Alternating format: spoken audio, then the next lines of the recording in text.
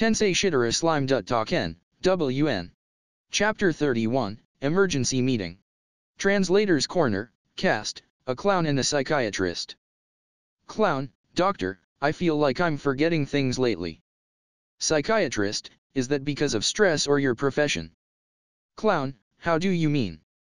Psychiatrist: considering all the times you got shot out of the cannon or got stepped on by an elephant, I'd say you're under a considerable amount of stress.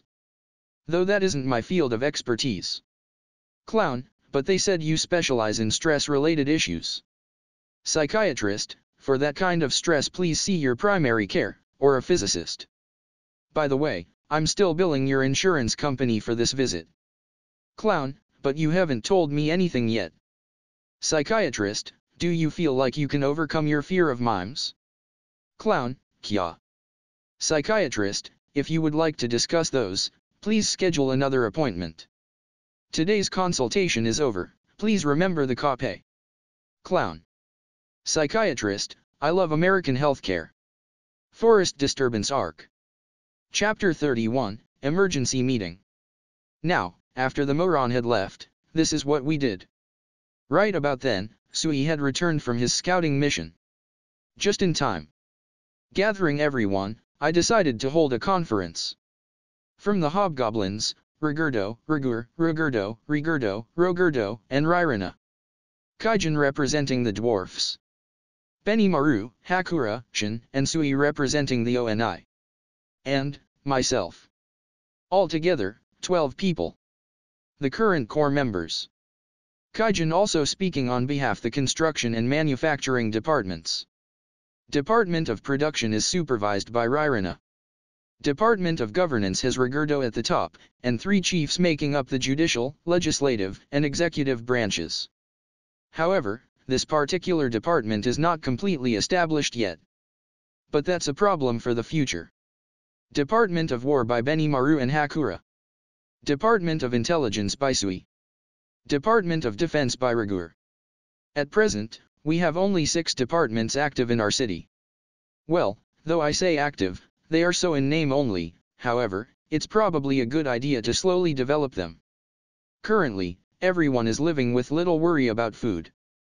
The Department of Defense is also regulating hunting, so that sector should be fine. If I think about it, Rigur is handling things well. He's one of those unsung heroes, isn't he? Frankly, about the Department of War, Benimaru knows nothing except numbers of soldiers when it comes to the art of war. So it's an appointment in name only. It was something that I had to do. Ryrina shows promise. After obtaining a potato-like plant, she succeeded in its cultivation. With short harvest cycles, and high nutritional value, it will improve our food supply. In the future, when we trade with the humans, we should obtain many different vegetable seeds. The construction and manufacturing departments are completely left to Kaijin. He normally specializes in smithing, but after Kurobi joined, he ended up in a managerial position. Seems like Kaijin has been completely separated from his field of expertise. However, he had entrusted it all to Kurobi.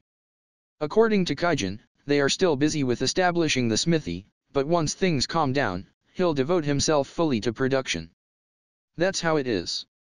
He probably wants to come back soon. Shin is in charge of my care? I kind of want to rethink that post, but right now, no matter where we put her, it'll be bad for my heart. For now, let's wait and see. And, about Sui. He's strange. I know I appointed him as a ninja, but he's taking it too seriously. He can make clones appear from any direction. While their abilities drop, they have no movement restrictions. Furthermore, he can deploy 6 clones without any restrictions. And even if I say their abilities decrease, that's only about their vigor, HP, and magical energy, MP, it becomes 1/10 of original. Their movement abilities and attack power are completely unchanged. An ability superior to mine. Actually, all the ONI are strange. Sui, as I had just described. Shina had specialized in my analysis ability, and awakened to the unique skill analytic. Our abilities are basically identical, with the exception that she doesn't need to eat the target. She can analyze with eyesight alone. Kurobi had awakened to the unique skill researcher. This skill also bears great semblance to my own. As someone who specializes in production, it is a very useful skill. Hakura has had his perception ability accelerated by 1,000 times. So I basically can't see him losing in a battle. Shin, as you'd expect, obtained Herculean Strength X and Physical Strength X. Moreover, she also awakened to a special skill battle craze that she should absolutely never use. Last up, Benimaru. This bastard learned Black Lightning of all things. Seriously. Of all the dangerous skills I did not want circulating. I think I'll need to come up with some countermeasures. Anyhow, they seem to have inherited my skills and completed their evolution. Now then, let's start the conference. First, let's hear the report. Upon my order, Sui began conveying the state of affairs. Everyone silently listened. He sent out 6 clones to gather intel. 1. Goblin villages. 2. State of the marshes. 3. State of the orc army. He seems to have sent 2 clones to each location. First, the goblin villages have decided to join the lizardman's raid leader Gable as his warriors. Probably that lizard from some time ago. To have decided to serve that moron, what weird tastes they have. Those that decided against joining him, have ran away in various directions. There were also a few that ran in the direction of human countries, but they'll probably end up as subjugation targets. As long as goblins establish their communities in the forest, the humans would stay away, but if you invade their territory, they would surely bare their fangs. And while I don't know the humans' strength, they will surely order a subjugation quickly. When they do, the goblins could only continue living in hiding. Their future looks grim. While on this topic, I also listened to the report about Gable. Somehow, the goblins he had gathered numbered 7,000 warriors. A decent army. As we had gathered, they once appealed to the orcs, but were rejected. At least they can use their head a bit. However, they were also forced to take along with them all their food, so even if they survive against the orcs, there will surely be people dying afterwards. But we won't be doing anything about that. That was the unanimous decision of their clan chiefs who decided that such a fate was better than being murdered by the orcs. And besides, we are not an NPO. We have only begun establishing this city, but abandoning it would not be fun. If we allow the orcs to invade this far, the forest ecosystem would probably collapse. Which is why we must stop them at the marshes. Now about the marshes. Here, the lizardman's head had begun assembling troops, and prepared an army of 10,000. Living off the lake's fish, they have an abundance of food. Furthermore, they are barricading themselves in their natural labyrinth in preparation of any attack. But are the orcs an enemy that they should so fear? So let's hear about the orcs. The orc army, numbering 200,000. Huh? 200,000. I thoughtlessly let out my voice. The orcs who attacked the ogres numbered only 10,000. So the ones who attacked our village was but a single division. Right. After investigating, that much became clear. Their army consists of 200,000 warriors. Coming from the south, they took a relatively wide route and are aiming for the marshes. I don't really know the geography yet. Sui, do you have a map or something? What would a map be? What did he say? For there to be so few people who know about maps. Kaijin had known. He knew of them, but none in circulation. Seems like this world is treating maps as a military secret. Hakura's grandfather had drawn the map of the villages surrounding on a block of wood. Having no paper hurts. Anyways, holding a wood block, we'll carve the map of our city's vicinity. Using the map in my head, and Riguru's knowledge, we have Hakura record the information. This way, using all our knowledge, we created a halfway decent map. Before even getting to the main issue of the conference, we had wasted 2 hours on map creation. And here we took a short break. I don't need it, but the goblins probably do. Shana brought in a tray of food. Following her, a group of girls followed with more trays. I changed into my child form. Maybe rest is unnecessary, but meals are important. Since I have this human form, I might as well eat while tasting. As long as it's not made by Shin, that is. Since getting used to human transformation, I managed to transform already wearing clothing. Seems like practice really does wonders. A feast was laid before me. And for some reason, Shana had sat right by me. Just in case, I have to check. The appearance is normal, but what about the inside? Clearly lacking spices, seems like a bunch of ingredients were stir-fried together. Who cooked this? I felt a sharp glance from my side. Gulp. Somehow, I'm getting very nervous. Let's eat. Until I had said it, nobody moved. Seems like if I don't eat first, nobody will begin. I had been hoping that someone would finally eat, but seems like I need to steel myself. It's fine. Shin did not make this. However, I kind of regret changing into a form that has a sense of taste. With those thoughts, I reached for the food. But not with chopsticks, since we only had spoons. Bringing some soup to my mouth, I take a sip. It was delicious. Delicious. The moment I said so, everyone moved. But hey, you guys, how can you just watch your lord drink poison? Though it's not poison per se. And I also have a resistance to most poisons. However, I want to be a bit more considerate. Chances are, Shana had pulled some strings ahead of time. Upon hearing my praise, Shana's face lit up in a full smile. Grabbing my plate, she insisted to feed me. Seeming a bit happy, and a bit embarrassed. Though I'm an adult, I'm a child at heart. Appearance that of a little girl.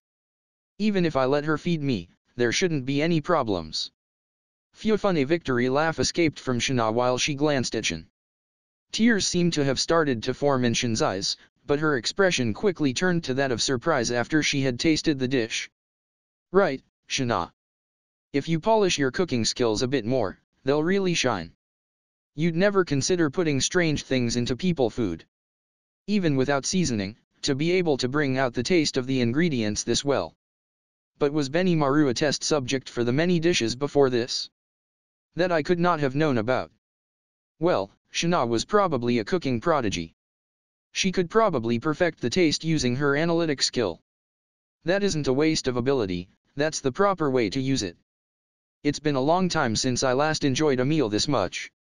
With the end of the meal comes the end of our break. We have a pretty good time. But now we need to get down to business. The object that clearly explains the nearby geography is called a map. Looking at this map, let's continue the report. Having said so, everyone crowded around the map. Well, I can also transmit the image to everyone using telepathic communication. Sui marked the orcs' army with a wooden chip. I was in the middle of teaching goblins basic arithmetic, so I don't know if they'll understand all of this. But there's nothing we can do about that, we need to continue the discussion. The orcs' invasion route. There are 3 routes leading to the center of the Jura forest that the orcs could use. One runs from the Kanaat mountain range. The other along a Meld River. These connect North Forest and South Forest. But this is not a straight path, as the river runs east along the way. They could probably have the soldiers cross at the place where Ameld River meets the Eastern Empire's river. However, there is no route that could support a large army from the orcs' current position. Therefore, they probably decided to invade the marsh from the west. However, the forest will hamper their attempts to move beyond the river. According to Hakura, there is a community of treants in this forest, so avoiding them would leave the orcs' army less exhausted. The western route had the ogres' village, but its fate is common knowledge now. They were a high-class race, but too few in number. Thus, the orcs decided to avoid the route with the treants, who were similarly high-classed but many. And, after eliminating the ogres, they opened the invasion route to the marshes and were now planning their formation.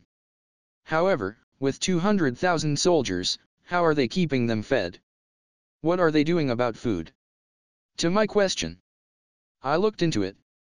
A group of common foot soldiers escorts caravans of food. However, there is clearly not enough. With some hesitation, he quickly added, "This is but my opinion, but I think they've had deaths from starvation and resorted to cannibalism of the dead." What an unpleasant thing he had said. Were orcs such a race? No matter how omni. They do indeed eat anything, but isn't this much expected? To that question. No, I am not certain about this. However, there are no bodies after they leave. And our village has also been wiped clean, without anything remaining. There is a skill that comes to mind, but... Having realized the truth, Sui said. Could it be Orc Lord? Without waiting for Sui's response, Benimaru concluded. Exactly. This is not certain, but there's a good chance the Orc Lord had appeared. At the very least, a high-class Orc Knight is leading them. Probably that thing that had attacked our village. To summarize the conversation, the Orc Lord is a unique monster that holds powerful ruling abilities over the Orcs. Appears once every few hundred years. Causing violence across the world, a horrible monster. And he seems to possess the unique skill Starving Ones. This skill, bestowed upon his subordinates as well, allows them to eat anything and everything in sight. A truly terrible skills. In the first place, not enough time had passed since the last one. But now, he's already grown and prepared an army. If he lacks some intelligence, then there's a high chance that the Demon Lord had forcefully accelerated his growth. In any case, the Orc Lord is a troubling existence. Such an annoying guy should have been put down long ago. But I will not complain. While keeping the existence of the Orc Lord in mind, we continue the conference. Arranging wooden pieces on the map in place of pawns, we mark the Lizardman army of 10,000. Behind them, Gable's army of 7,000 goblins. Having done so, we clearly see what is abnormal about the Orc army. But more importantly, this way, that stupid lizard's headquarters would fall from a single attack, wouldn't it? Right. The Lizardman's envoy called Gable. That guy is planning on attacking the Lizardman's fortress while they are preoccupied fighting with the Orcs. The exhausted and few Lizardmen there would surely fall quickly. That is how wonderfully the goblins are positioned. However, there is no reason to attack his own lizard. It could be just suspicion born out of the strange place he had halted his troops. However. So that's how it is. Hakura nodded. A strange fire burned in his eyes. However, even if they bring down the headquarters then, they would be trampled down by the Orcs. I am thinking too much, aren't I? I am just thinking too much. Sorry, I'm an amateur after all. I had planned to continue the discussion after those words, but... No, what you said is likely. I can think of no other reason to assume that position. That guy is an idiot after all. He's probably intending to replace the current head. Such was the opinion from both members of the Department of War. I mean, I know he's an idiot, but was he that much of an idiot? However, in this case, stopping that guy is probably the best idea. That was the conclusion we had reached. Now then, how should we stop Gable? I would want to establish a proper alliance with the Lizardmen. We are few in numbers. However, I feel we shouldn't abandon them. Hakura so added, and everyone accepted. I also agreed. But, forming an alliance is good and all, but we're far too outnumbered here. Won't we just be used in the end? I tried expressing my worries. The ONI exchanged glances. Rimuru-sama, calm your fears. Each one of us is capable of decimating 10,000 foes, this much is of no concern. Hakura answered as their representative. They read too much manga, no way they can take on 10,000 each. Is what I thought, but... Rimuru-sama, I plan to go and negotiate. To have a discussion directly with the Lizardman's head. Would you permit me? Sui had so asked, and waited for my response. How confident? Should I try leaving it to him? Using the map, we had made some predictions. That allowed us some temporary mental respite. I decided to send out Sui. All right. In that case, I order you to talk with the Lizardman's head. Demand equal treatment. With those words, I sent out Sui. I live to serve. With that response, he immediately disappeared into the shadows. He's quick on his feet. Seems to have left already. The rest, with these things in mind, continue preparations. Those words ended the conference. In some sense, we have decided next course of action. If we can form an alliance, that would be great, and if we can't, we'll cross that bridge then. There's no use thinking about those things. Rather, we must do what can now be done. And thus we continued our preparations while waiting for the next piece to move on the board. But an Orc Lord, if he truly had appeared, that'll probably be an annoying fight. Thinking about the future made me fall slightly into melancholy. If you find any errors, broken links, non-standard content, etc., please let us know so we can fix it as soon as possible. Tensei Shitara Slime Datta Ken, WN. Chapter 32, Stage Curtain Rises. Translator's Corner, Cast, a French Pierrot and a nurse. Nurse, are you alright? Pierrot, depends on what you mean. Nurse, what other meaning is there? Pierrot, for example, when you say alright, do you mean health or conformity to norms? Further, what do you mean by health? And which norms? And how do you know that you are not mistaken about your definition? In short, I fear we may have to investigate what you believe first to realize whether I am, in fact, alright. Nurse, I meant neither of those, I was simply wondering why you were standing there staring into space. Pierrot, how depressing. To think that people no longer want to investigate their beliefs. I despair. The ethically neutral world made me despair.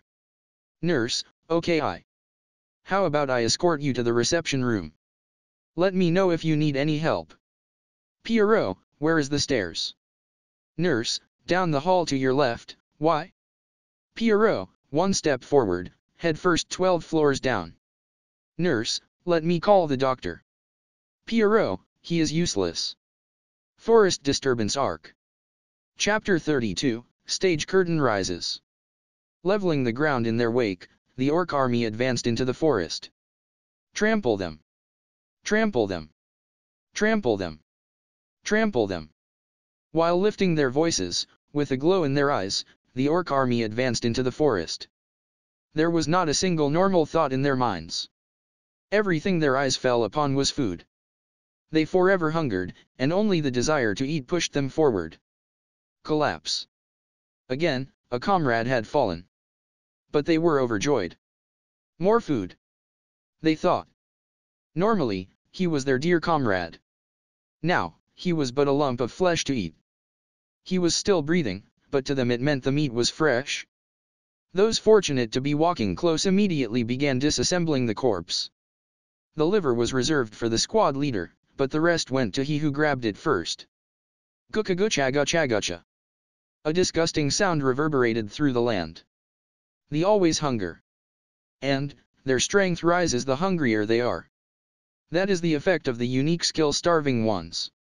As far as they eat their fallen comrades, as long as their hunger remains unfulfilled, their strength will continue to rise. They are the 200,000 Orc army. Under the control of the Orc Lord, an army that marches through the hell of starvation. Never to see salvation. Just marching forward to satisfy their hunger. Never being able to satisfy it. An endless hell. Before them lay the ogre village. They are only rank D monsters. Normally, they could only feel fear towards the rank B ogres, directing killing intent at them would have been unthinkable. However, trample them. Trample them. Trample them. Trample them. Their feet would not stop. Rather, they ran towards the food. Towards the rampaging ogres, their relentless strength. How many comrades were torn to pieces, how many cut down. However, that mattered not to the orcs who saw the fallen as merely more food. They were overjoyed. Perhaps they could satisfy their hunger, if a bit. A single ogre had fallen. Immediately, the orcs crowded the corpse and began dismembering it. Drinking blood and devouring flesh. Oh, but that did not satisfy their hunger. But, the orcs' bodies had changed, they absorbed the ogre's strength. Seeing their friends gulped down by lowly orcs, the ogres let out a scream of agony. Lamenting the weakness of their overwhelming power. Gradually, those filled with power appeared from within the orcs. Devour our comrades, and make their powers ours. Devour our enemies, and make their powers ours. And again they eat. Without any fear of death. Someday, their power will grow and surpass that of their king. Their king. The ultimate orc, the Orc Lord. Their march continues. And now again the prey has appeared before them. The lizardman's head paled upon hearing the report. His greatest fears had come true. According to the report, the powerful ogre village had disappeared after a single day. They were devoured by the orcs. There was no more room for suspicion. The Orc Lord had appeared. If by numbers alone, 200,000 D-rank orcs against 10,000 C and rank lizardmen, that could have been an unexpectedly even fight. However, now that the Orc Lord had appeared, they were no longer D-rank monsters. It would be best to expect their abilities to have risen by 1 to 2 levels. At least, they would be C rank. Worst case scenario, they would have the power of C+. By numbers alone, relentless assault on our exhausted position would prove unbearable, and even a single loss could prove decisive. Moreover, due to the presence of the Orc Lord, he could no hope for their food to run out. Even if their numbers dwindle, their strength would instead increase. Furthermore, if there was any hope of reinforcements they could barricade themselves in, but as things stand that would end in a hungry death. They have no choice but to attack. The head bitterly concludes. Gable, who he sent to gain the cooperation of the goblins, has yet to report. However, if they waste too much time there, their enemy will only grow stronger. In worst case scenario, he might just have to lead the troops into battle before Gable's return. Suddenly, he felt an aura stronger than he had ever felt before approaching. The head decided not to show any resistance to this being. Calling for a subordinate, he ordered that the guest be guided in. The lizardmen had previously collapsed some of the roots of their natural labyrinth, and having those cleared by someone would be unpleasant. The being who approached them certainly had that much power. Now, all he had to do was wait. Led by his subordinate, a single demon had appeared. Darkish skin, blue-black hair, blue eyes, and a height of 190 centimeters. For a monster, he had a rather slim build. However, his presence radiated composure and unblemished strength. A being from whom he felt overwhelming power. The head kept 100 warriors stationed around him. With a single word, he could command them all to arms, however, that would surely mean their deaths. Upon seeing this demon, the head felt that very fact. Pardon us, we are rather troubled at the moment, and cannot provide an adequate welcome. What business would you have with us today? The young lizardman warriors got angry at those words. Why must we grovel before this suspicious character, they thought. The head would normally praise such thoughts, but now it would only bring misfortune. If they spoiled his mood, he could, without a doubt, massacre them all. The young ones have too little experience with the phenomenal. They do not have the ability to judge others' power. However, contrary to his fears. No serious business. Calm yourselves. My name is Sui. My master wishes to form an alliance with you. I have been sent for that purpose. Think of me as a messenger. Rejoice. My lord has refused to abandon you. Moreover, he offers to become your allies. What be your response?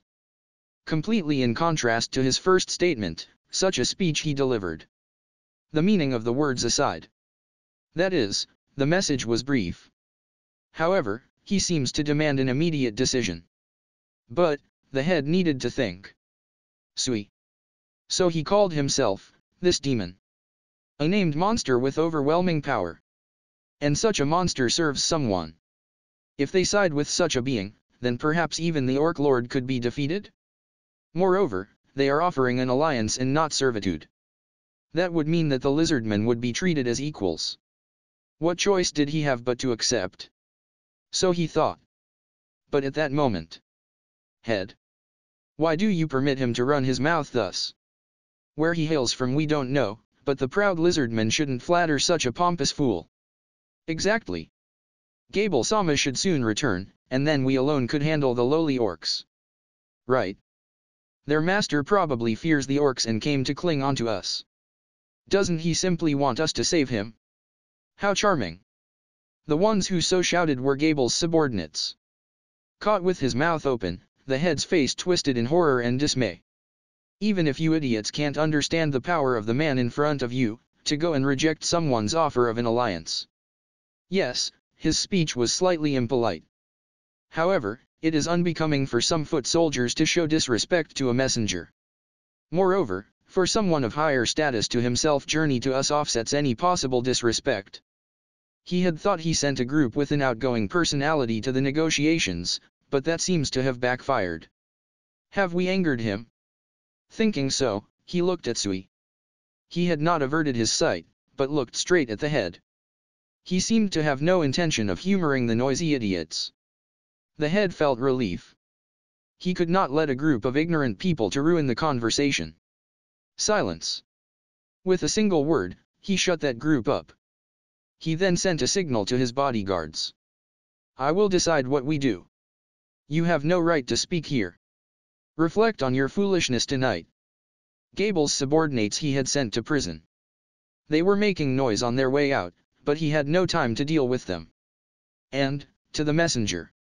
I apologize for their rudeness. I intend to accept the alliance. However, I fear we must hurry. Normally, we would select a neutral zone to discuss the details, but this may be currently impossible. Could I ask you to come here, instead? Hiding his inner nervousness, the head asked that question. To request someone of such clear superiority to appear before them. The messenger had every right to be angry. However, the messenger, with no concern for the head's worries, replied. Understood. To have received such a quick decision, my master will be glad. We are pleased to fight along with you. Now then, after we finish our preparations we shall join up with you. Then, you shall be able to have an audience with our lord. Act as you see fit. As if completely natural, Sosui replied. Appearing as if he had never even considered the possibility of being rejected. Had I refused, would he simply destroy the lizardman? This thought filled the head's mind. He was certainly not overthinking it. The demon before him had enough power to do so. We intend to join you in at most 5 days. Until then, do your best to survive. And, by no means should you attempt to attack alone. Leaving these words, the demon in front of him disappeared. Without a sound, as if a passing shadow. 5 days. If they just needed to wait that long, they could certainly manage. The orcs may grow stronger, but they could now hope for reinforcement.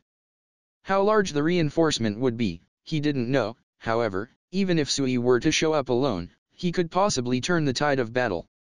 Clinging to this one hope and preserving one's strength is surely the best decision here. Having made his decision, the head declared. Hold the castle. Until reinforcements arrive, hold it no matter what it takes. And, waiting for the decisive battle, the lizardman hid in the labyrinth. Gable awoke. Then, he needed some time to remember what had happened. And, filled with indignation, he jumped to his feet. You have come to, my lord. A worried subordinate had said. I caused you some worry. Seems like they set a trap ahead of time. A trap, you say? Yeah. Those Fang wolves used an ingenious trick. They sent their master under the guise of a common wolf. Inviting me to lower my guard, such dirty trick. Rulers of the plains they called them, but they're just beasts who employ cowardly and cheap tricks. I had intended to battle with them fairly, but seems like I was mistaken about them. I see, so it was like that.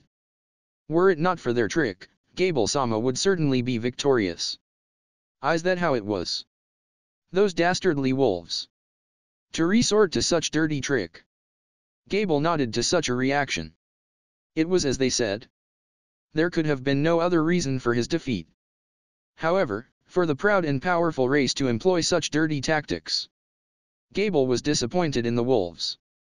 However, it is also true that we would have no use to take such cowardly creatures as our comrades. With that in mind, this might actually have been for the best. As you say. Right, right. Their group laughed loudly. By the way, this is just my personal thought, but I find it strange how Gable-sama has always stayed as the raid leader. What? No, I don't mean that he is incapable. Rather, the opposite.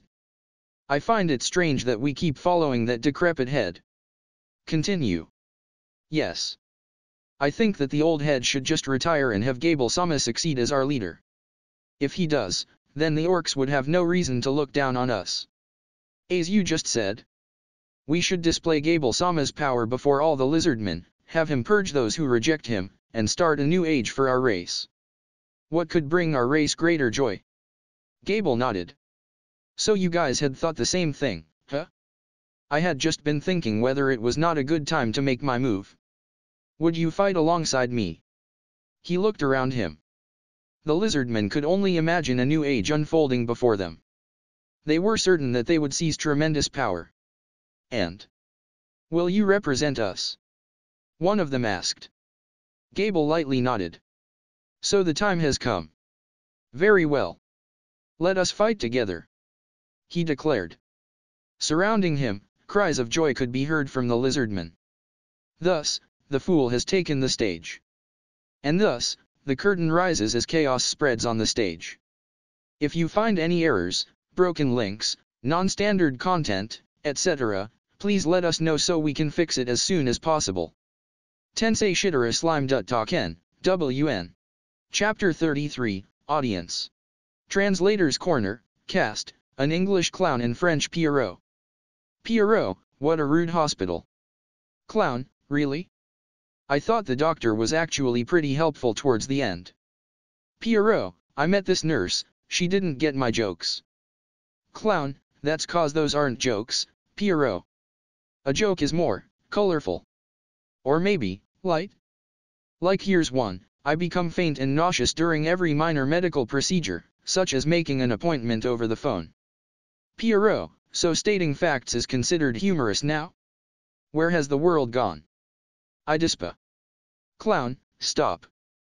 You've already made that reference last chapter, come up with a different one. Pierrot, have to stop the invasion to make sure the doujinshi continue selling? Clown, G*te, huh? What else you got? Pierrot, the only one who can kill a clown is a human. Clown, H*sing parody? Pierrot, yeah, I've got nothing. Clown, then let me end with a status update to the audience. So AK and we, have been adding some things to the website, primarily a character page. When will it be finished? I don't know. At the moment, I plan on calling the tab, the Slime's World, but that may change in the future. Pierrot, any plans of taking a break? Clown, clowns are magical and don't need one. Forest Disturbance Arc. Chapter 33, Audience. The lizardman's head nodded once in response to the report on the progress of battle. Since meeting Sui 4 days had passed. Tomorrow they would be reinforced. With no great casualties thus far, they'll most likely see the sun rise again. Orcs' attacks have intensified to the extreme. Depending only on their resources, the passageways are overflowing with orcs. Orcs were affected little by the labyrinth, and merely swarmed through it. By placing traps along the passageways, they managed to decrease their numbers, if slightly. But still, thanks to the labyrinth, the lizardmen were able to avoid any real losses. The labyrinth diverges many times, and emergency escape passageways are still usable. They've been alternating the squads that fight the orcs most often, and quickly reinforce teams that have engaged the enemy.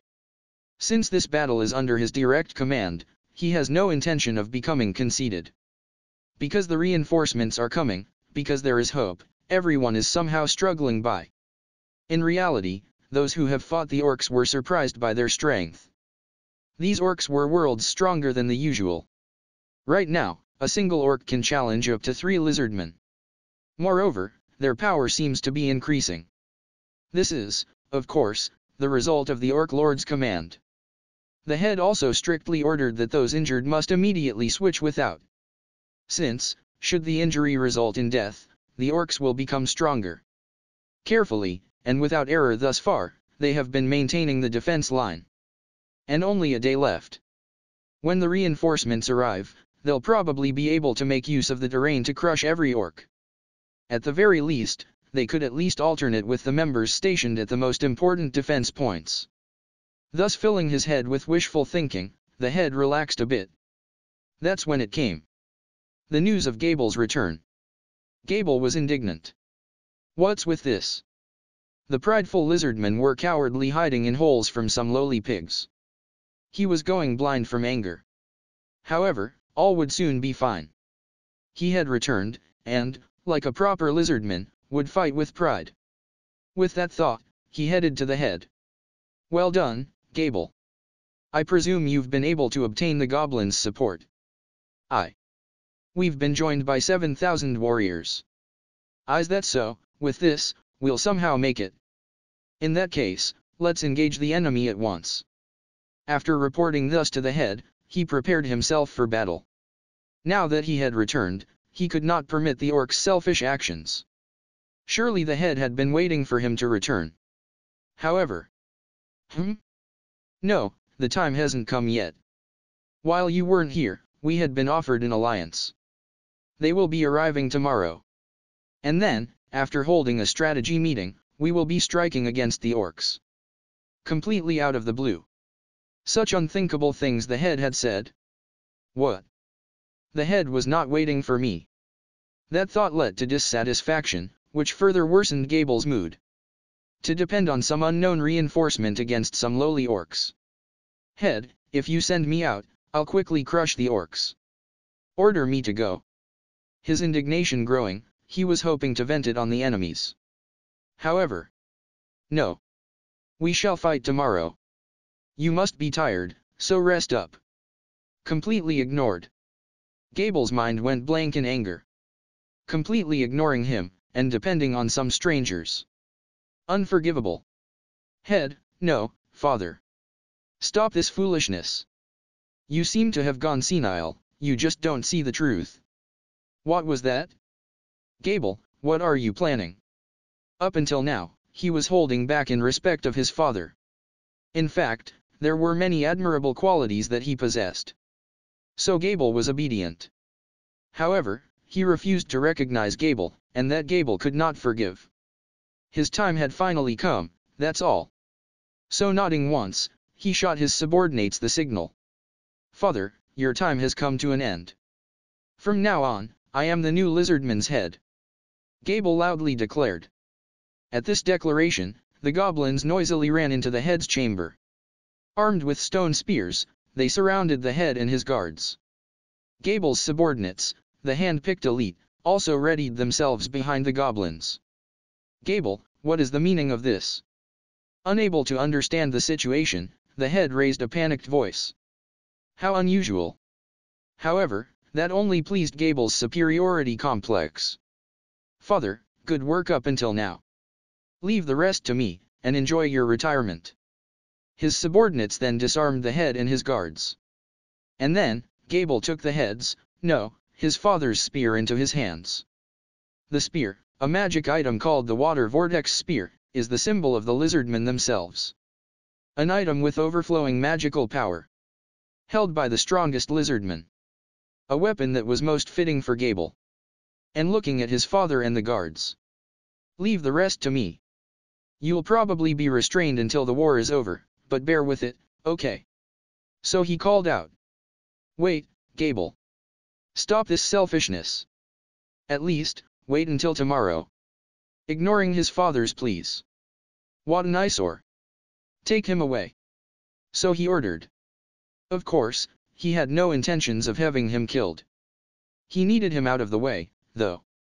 Gable needed to personally beat the head.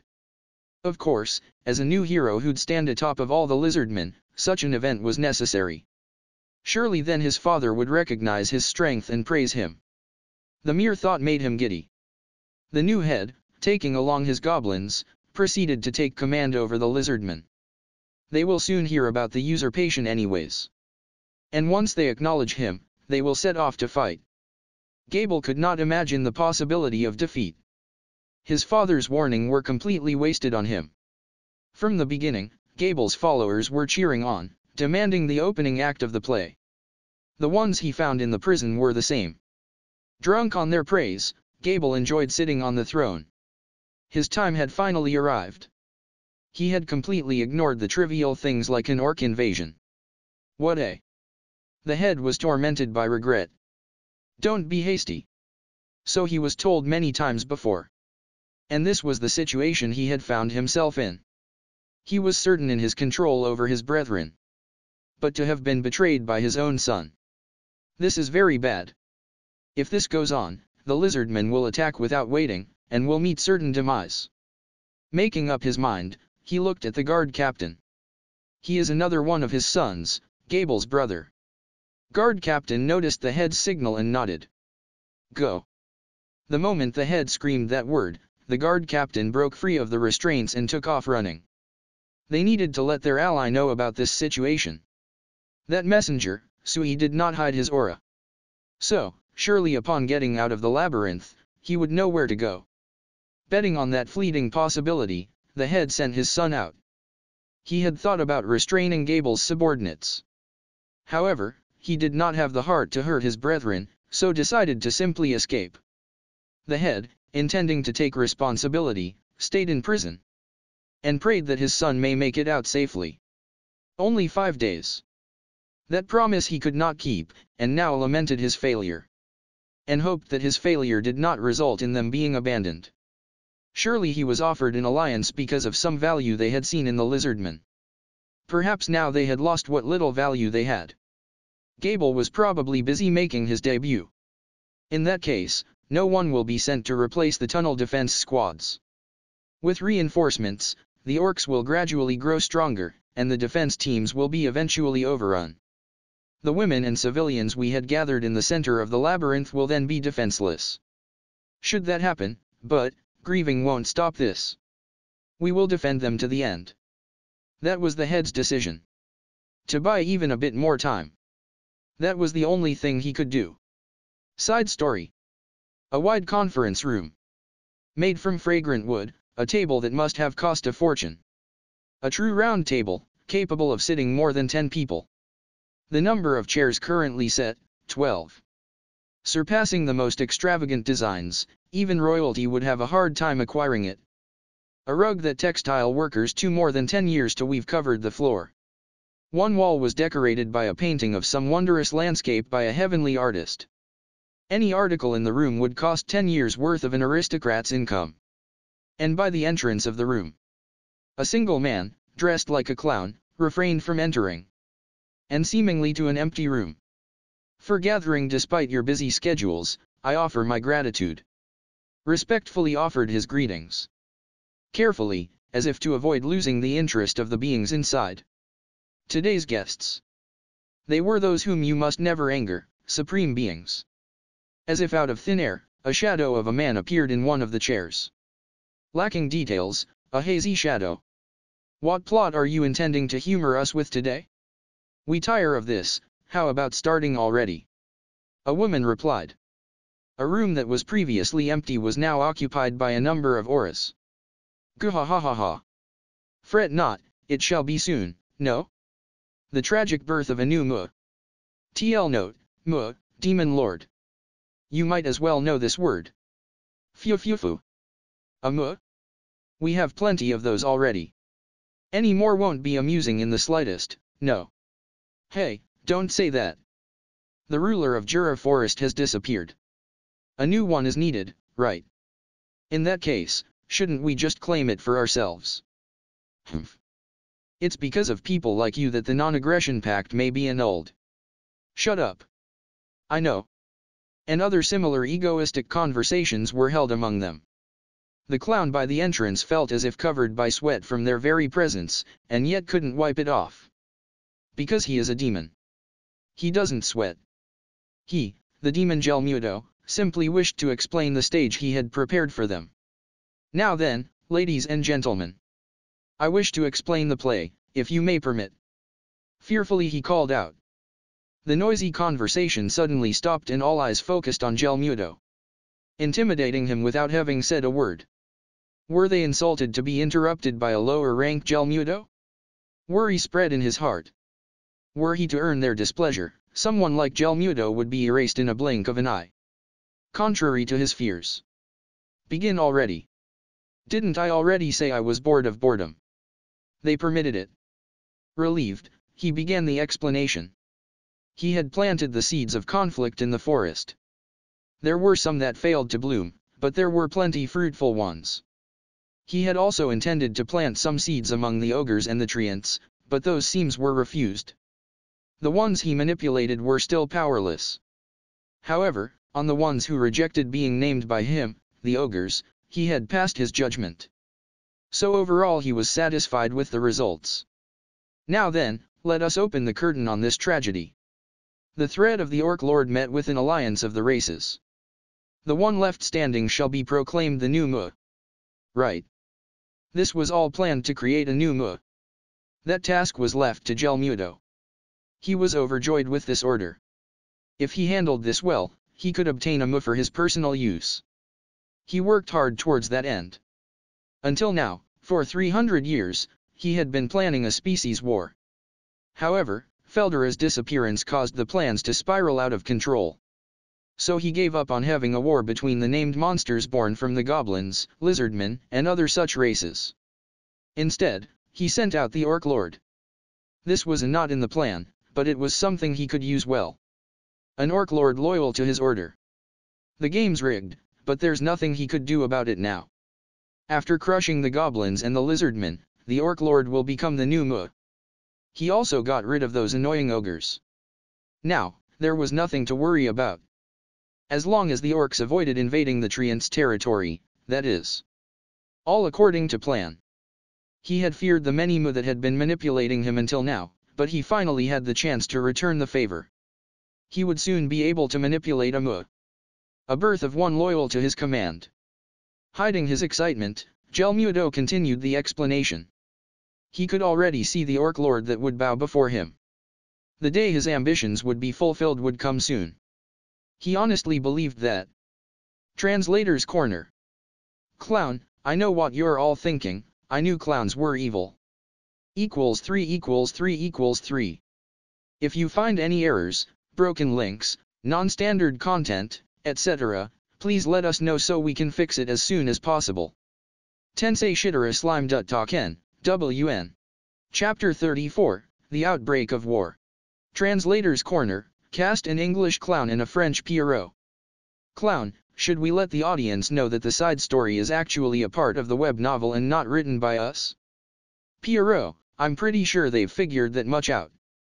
Clown, then how about that Guro-san's break ended? Pierrot, are you specifically leaking information in your questions? Kind of makes my response pointless. Clown. I was going for the airhead appeal. Pierrot, your head has nothing but air in it. Clown, what? Pierrot, nothing, then should I try it Tsundere? Clown, I think you'd do better as a Yandere. Pierrot, it's not like I translated this chapter for YYU or anything. BBB Baka. Editor's Corner. AK, I can foresee dozens of new additions to this novel in the near future. Size I had best finish that character list soon. Pauses for a moment. AK, did Clown Summer read ahead and name himself Clown because of Gelmudo or was it a coincidence? I wonder. Forest Disturbance Arc. Chapter 34, The Outbreak of War. That day, the Orcs' army filled the marshes with thousands of troops. If you looked from above, you'd see the swarming the tunnels as if an incessant maelstrom. However, those present were only a small part of their army. The Orcs decided to invade by circling around the lake. With little resistance they had occupied the marshes, and proceeded into the caverns. However, a commotion rippled through the swarm. For suddenly someone had ordered the lizardmen to attack. And that was the cause for the outbreak of war between the Orcs and the lizardmen. The rulers of the marshes, the lizardmen. Possessing high battle abilities, they can maneuver smoothly through mud or swamp. Hiding among the grass, they approached the Orc army, and attacked undetected. Everything went according to plan. He had locked up the previous head in an underground chamber, reorganized the army, and had them relocate above ground. And, quickly assuming battle formations, he began an attack on the Orcs. Gable was not completely incompetent. He did lack the ability to see the bigger picture, but he certainly could lead a squad in battle. That ability he had inherited from his father, the former chief. The lizardmen respected strength. Thus, they wouldn't follow someone who only boasted of his strength. Gable idolized an individual. For his sake, he had to display his competence. However, he left 1,000 warriors to guard the main chamber. It was occupied only by women and other civilians. If they have to, the women can also fight, but they lack the necessary strength. For that reason, he had been sending 500 extra troops at a time to the main chamber. That is, Gable decided to gradually reinforce that defense line with troops fighting in the tunnels. Having thus relocated the troops, Gable obtained control over the entire army. Their numbers, 7,000 goblins and 8,000 lizardmen. That was his fighting strength. Without depending on the labyrinth, he proceeded to meet his foe above ground. And leaving the bare minimum for defense, he deployed everyone to battle. The first attack was as described. They successfully divided the enemy and landed a devastating attack on their flanks. The orcs that the lizardmen scattered were hunted down by the goblins. Following Gable's orders to the letter, the troops performed exceedingly well. The goblins, too, fought earnestly. Thus, they were able to advance with the rest of the troops. The success of the attack could thus be attributed to the ideal cooperation of individual units. Behold! Gable thought. There is no need to fear the orcs. Father has gone senile. Thus he worried needlessly. I will calm his fears. After seeing my heroic feats, he will surely recognize me as the next head. For that end, we must clean up the orcs at once. Or maybe this whole scenario was planned out to pass the leadership on to me. So he thought. A cry for joy filled the field. Look at them. The lowly orcs are no match for the great lizardmen. Proud of his work, Gable observed the battlefield. Things have gone well, until now. Having lost many soldiers, the orcs must have been walloping in despair. But Gable did not know, the terror of the orc lord. That the head had known, the terror of the orc lord. That difference now bared its fangs. Gucha. The orcs were walking on the dead. On all fours, crawling over them. No, wait. They were not walking on them, they were eating them. A gruesome sight. The brave lizardmen warriors, hardened in many battles, this was an unusual sight. A sinister aura wrapped around the orcs. One warrior who was frightened by this sight, tried to retreat a step and fell backwards. Without missing this chance, the orcs swarmed the warrior. He was dragged into the mud and ripped limb from limb. Since the war had begun, he was the first casualty. And that began it all. The orcs that were devouring stranded soldiers gradually obtained their abilities. That ability was not like Predator, and could not perfectly replicate the skills. Nonetheless, they absorbed the lizardmen's power to some degree, and shared it among those in their domain. That was one of the effects of the unique skill-starving ones. They were as much one swarm as they were an individual. Again, quite similar to the shared evolution of the fang wolf species. That is why the previous head was so afraid of letting any lizardman die. For the sake of not allowing the orcs to develop any further. Although they could not obtain all the abilities of those that ate, they could still acquire some of their special features. For example, the ability of the lizardmen to move freely through mud and swamp. For example, growing scales around their vital areas to defend. This kind of trivial changes they could do. However, that is how they can quickly change the tide of battle. Fear not. Show them the power of the high and proud lizardmen. The lizardmen regained their morale from Gable's cry. They were rulers of the marshes fighting on their own land, they attacked again. They were still faster than the orcs, that much they were sure of. Even if they are overwhelmed by numbers, should they retreat to their defense lines they could surely crush the enemy again. However, when they tried to outflank the orcs again, they were met with a ready formation. The orcs' movements have gotten faster. Strange. Thought Gable, but far too late. Without the advantage in speed, they were now surrounded by many orcs. 5,000 troops have already cut off Gable's escape. And they pressed their attack. Having too much faith in their speed, they blindly pursued the orcs in their retreat, and were thus surrounded. Perhaps if the orcs were not under the influence of their lord, Gable's group could have endured this predicament. One could continue discussing such suppositions without an end. The truth of the matter is, they were completely surrounded. As ants block of their prey's escape, so the orcs swarm them. Even if they fought with all their might, they will surely succumb soon. How could that be? Gable could not understand. He desperately tried to rally his forces, screaming words of encouragement. However, the goblins have lost formation out of panic, and the lizardmen trembled in worry. This is bad. Thinking thus, he wanted to issue an order to retreat, but even he understood that they had no place to run to. To gather them all under his banner, he had forced the warriors to vacate the caverns. Even if had ordered a desperate retreat into the tunnels, the entrance was far too narrow. The goblins who would be running in first would obstruct their escape. And, without a way in, they would be slaughtered by the orcs. If they instead ran into the forest, they would be pursued and slaughtered. They could not retreat. Gable understood that well. Why had his father fought in such a cowardly way? He had finally understood. Just how much of an idiot was I? Thought Gable. But there was no time for regret now. Right now, Gable had only one thing he could do. Increase the morale and lessen the worries of his comrades. Gyawa ha ha ha. What a worried face you all make. I am here. There is no way I can lose to some orcs. Yes, to encourage his allies by saying something he himself did not believe. Their fate had been decided. Ah. The lizardman's head sighed. He was full of regrets.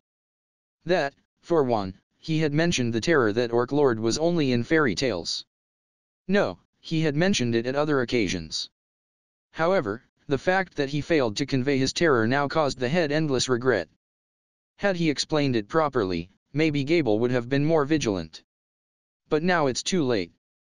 With a sigh, he cast such thoughts away. They still had things they needed to do. His kind, gathered in the main chamber, looked anxious. 4 paths lead to the chamber, one could be used to escape. The orcs could not come from the escape route, probably. It was a direct route into the forest. This was the only route that you couldn't get lost in, one that they had dug themselves. Therefore, they needed to observe the other 4. The units fighting in the tunnels slowly withdrew and reassembled in the main chamber. The chamber's defense line currently consisted of 1,500 soldiers. There were also probably some who have yet to withdraw. On the other hand, the orcs are numerous. They will probably soon discover this place. Hopefully, the remaining soldiers will return before they do. The head briefly glances down the escape route. With all their brethren gathering, the large chamber now feels very tight. If they had to escape at a moment's notice, it's hard to imagine them all being able to withdraw safely. Perhaps they need to begin evacuating small groups at a time. Whichever he chooses, the situation is bound to become chaotic. However, he must decrease the chance of extinction no matter what it takes. However, even if they escape into the forest, the orcs will discover them sooner or later. And even if they are successful with their escape, surviving may prove impossible. Because of that, the head could not order the evacuation. The only thing he can do is buy time. Whether they come or not, he doesn't know, but he still bet all on the reinforcements. The head's suffering seemed as if it would continue on forever. Lizardman's guard captain escaped into the forest. Feeling an aura of strength, he headed in its direction. Though the lizardman boasted of high mobility in the marshes, the same could not be said about the forest. His breath ragged, his pulse unstable, the captain fatigued quickly.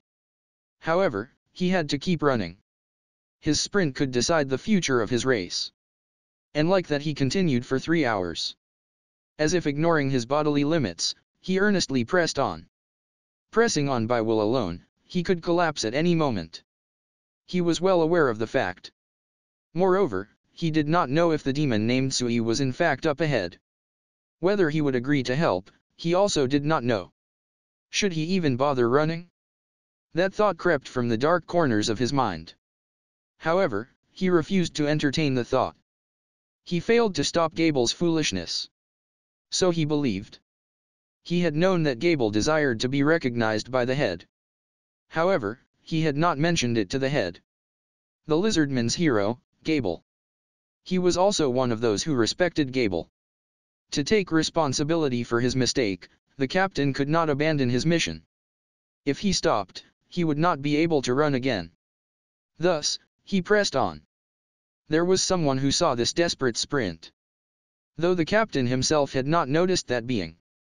That being pursued the captain soundlessly from branch to branch. Was he conversing with someone? Without a partner in sight and without a voice, he appeared to be in the middle of a conversation. After it had ended, he nodded once. And your will be done. I will act as you have commanded. Muttering thus, he swooped down in front of the captain. If you find any errors, broken links, non-standard content, etc., please let us know so we can fix it as soon as possible. Tensei Shitara Slime Datta Ken, WN. Chapter 35, War Preparations. Translator's Corner, Cast, an English clown and a French Pierrot. Clown, so people have finally acknowledged us as magical being? Pierrot, magical. Clown, why, Pierrot? Why must you bring up Mahusho * Joe of the end? Pierrot, magical. Clown, what's next? Will you start sowing seeds of enmity and destruction among the races of the world? Pierrot, Ma'ajai Kyle. Clown, or will you translate a chapter faster than expected? Pierrot, ain't gonna happen. Clown. Pierrot. Clown, magical? Pierrot, at least it seems our minds are out of this world. Clown, speaking of your insanity, you must have really enjoyed Gakkaugarish *, didn't you? Pierrot, that's my kind of anime. Forest Disturbance Arc. Chapter 35, War Preparations. After sending out Sui, I had everyone else prepare for war. However, it's not like we were all going to set off. Since we don't know our enemy's abilities, we need to take it seriously from the start. The construction of the city is proceeding smoothly, but we have not prepared any fortifications. Thus, if we are attacked, relocating would be the best option. So I decided. So what are we to do? In response to that thought, the decisive battle will occur at the marshes. If we win, great. If we lose, we'll retreat back here as fast as circumstances allow. In that case, since fighting here wouldn't increase our chances of winning, we will barricade ourselves in the cave of the seal. While holding the fort, we will request help from the humans. If we request through the guild, they just might help, so prepare yourselves to evacuate at a moment's notice. Regarding our attack, I'm designating Benimaru as the captain in charge of the 100 wolf riders. You indiscriminately slaughter at your discretion. Hakura will serve as my adjutant. I will create a network with telepathic communication for you all to join and issue orders as needed. A withdraw order will be given by your commander, me. Rigura will stay with the remaining goblins and see to the defense of the city. Dismissed. I thus conveyed the plan. Everyone nodded, no one disagreed. I had thought that there would be some complaints about requesting help from the humans, but seems like I was mistaken. I wonder if they have gotten over their aversion after spending some time with those adventurers. As for the guild request, if I sell the demonic steel, we should have enough gold. And besides, the orcs are as much a threat to the humans. If we hold a proper discussion, we should be able to gain their assistance. That much I probably shouldn't worry about. And besides, we're already trying to figure out just how dangerous this orc lord is. Anyways, completing the goblin's armor takes priority. I had ordered Kaijin to quickly produce 100 armors. Benimaru, Hakura, and Shin also need some armor. Before Sui returns with their response, we need to finish these preparations. If they reject our alliance, we will move as soon as we ascertain Gable's motives. If we can't fight side by side, we should wait for the lizardmen to deal the first strike. Having thus decided, we concluded the conference. After dismissing the group, almost all immediately left. Only the 3 ONI and I were left inside. Do they want something? I looked inquisitively at Benimaru. Rimuru-sama, do you perhaps worry too much? Even if you do not trouble yourself to ride onto the battlefield, Hakura and I alone should manage, would you not agree? As he said. Rimuru-sama is our lord. Commanding the battle can be left to us, if you so wish. So they said. No, that won't do at all. I mean, you guys have been had by orcs before. But, of course, I didn't say that. We shouldn't count that time before they had evolved. Well, that should be fine. I just plan to observe the battle from above, and leave the orders to Benimaru. I see, so it was like that. They agreed with my words. In the first place, I have never commanded a battle. While I've ran plenty simulations, I have no actual experience. Thus, as I observe from above, I intend to devote myself fully to relay orders. That aside, you guys, get yourselves ready. Unless you are planning on fighting a war in the nude. Nodding at my words, the three ONI. And thus, we headed towards the production building. Dedicated to the Department of Production. A building as large as a gymnasium made of wood. We had planned on reinforcing the walls with mortar, but have yet to get around to it. Still, the building is the largest in its kind, and looks pretty impressive. Upon entering, we are assaulted by the noise of hard labor. At my order, they are busy producing 100 sets of armor. Well, actually, only the dwarf Garm and Dadu are making things with 10 apprentice goblins assist them. The rest are preparing raw material and transporting completed products. We proceed further in. Recently, they've also warded off rooms for specialized products. Only Shana can enter that room, the rest are forbidden. She is far too skilled and teaching others will take too long. Goblinas were also learning the textile craft, and are right now working under Garm producing hemp linen clothing. Gradually, they should move on to finer work with silk. Since under the armor one must first wear linen. We proceeded towards Shana's room, and, after I announced ourselves, entered. Shana greeted us with a smile.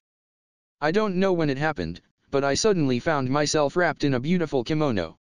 Not pure white, but dyed in a pale crimson color, needless to say, it was cute. Standing up from a chair. I had been waiting.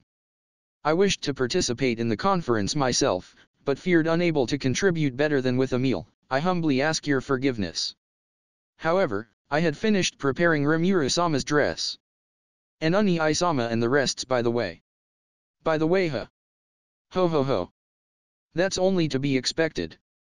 Well, considering Shina-sama's marvelous skill, I would presume mine to have been made as well. The three thus responded. Here they are. With those words, she brought out more dresses. A pure white kimono. Having received mine, I was guided to a room to change.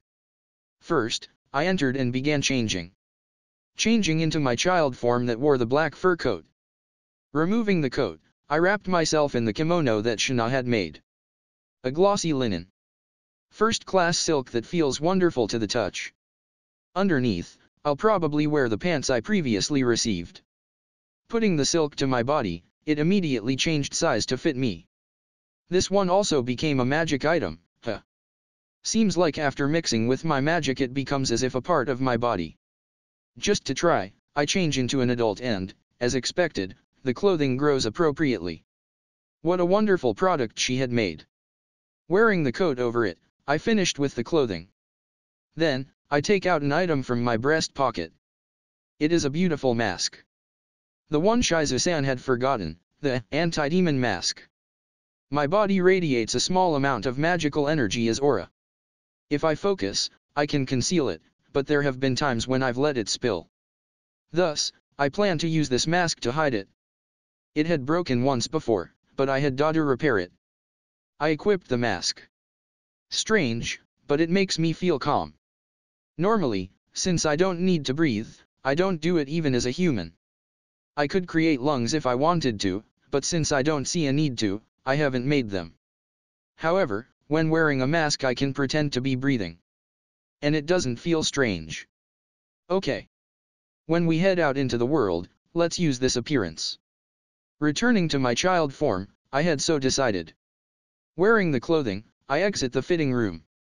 Praising my looks for a while, Shana continued to help the other ONI. This clothing. Absorbing the aura of its wearer, it can change its appearance. My clothing turned jet black. Benimaru's blood red. Hakura's pure white. Shin's, of course, turned purple. It'd be strange if it turned orange or something. Seems like even if this clothing rips, as long as it absorbs our magical energy, it can repair itself. Magic items completely specialized for our use. Truly magnificent. And I must admit that I was surprised when I heard that we can change how the clothing looks at will. Makes changing clothing seem kind of pointless. In the first place, had you bought this, you just might wear it for the rest of your life. I don't know how good human magic items are, but this one is worthy of an rank appraisal. A very high quality product. Thus, I can probably expect some great weapon from Kurobe. After saying thanks and taking Sui's clothing with us, we took our leave. The next place we stopped by was Kurobe's smithy. Recently, he has been so busy with production that he hasn't even shown his face around the city. That he's fine in there, I know, he's probably the type that gets engrossed in what he loves. Seems like he's been working in there without sleep the past few days. Kaijin had mentioned it before the conference. The door to his room was open. Kaijin had provided him with a set of tools he took from the kingdom. Next to his room stands a warehouse where I deposited the materials I kept. The demon steel I held I also deposited there. As a material it's also there, but I just help but think of iron ore as unreliable. We had wanted to investigate the nearby mountains for any iron ore deposits, but planned it for a later day. Because of ongoing construction, there have been too few hands around here. From within the room the sound of clashing metal and the heat of the furnace leaked. This is the only place with a high-temperature furnace. Made with backed clay, a furnace we had built. Though it was made with my fire manipulation ability, it came out pretty well. I plan to later analyze this furnace, and increase the number of them in the village. I have a ton of plans, but not enough hands. That aside, having noticed us, Kurobe came out, showing his whole face. I have been waiting. By all means, come and behold. He greeted us with a face that wanted to boast of his products. 2 hours had passed. We were listening to the explanation with eyes devoid of life. It's fine already. We get it, we get it. It's amazing. I had wanted to say those words many times, but just couldn't bring myself to. Seeing Kurobe's happy face stopped me. What can I began thinking thus. Rimuru-sama, would now be a good time. Telepathically, I was asked. By Sui. I had sent him to offer an alliance, but, did he encounter trouble? Could he be lost? After leaving looking so cool only to come back saying, my bad, I have no clue where to go, where is it? Even the benevolent me would get mad at that. I had begun worrying slightly, but of course the worry was needless.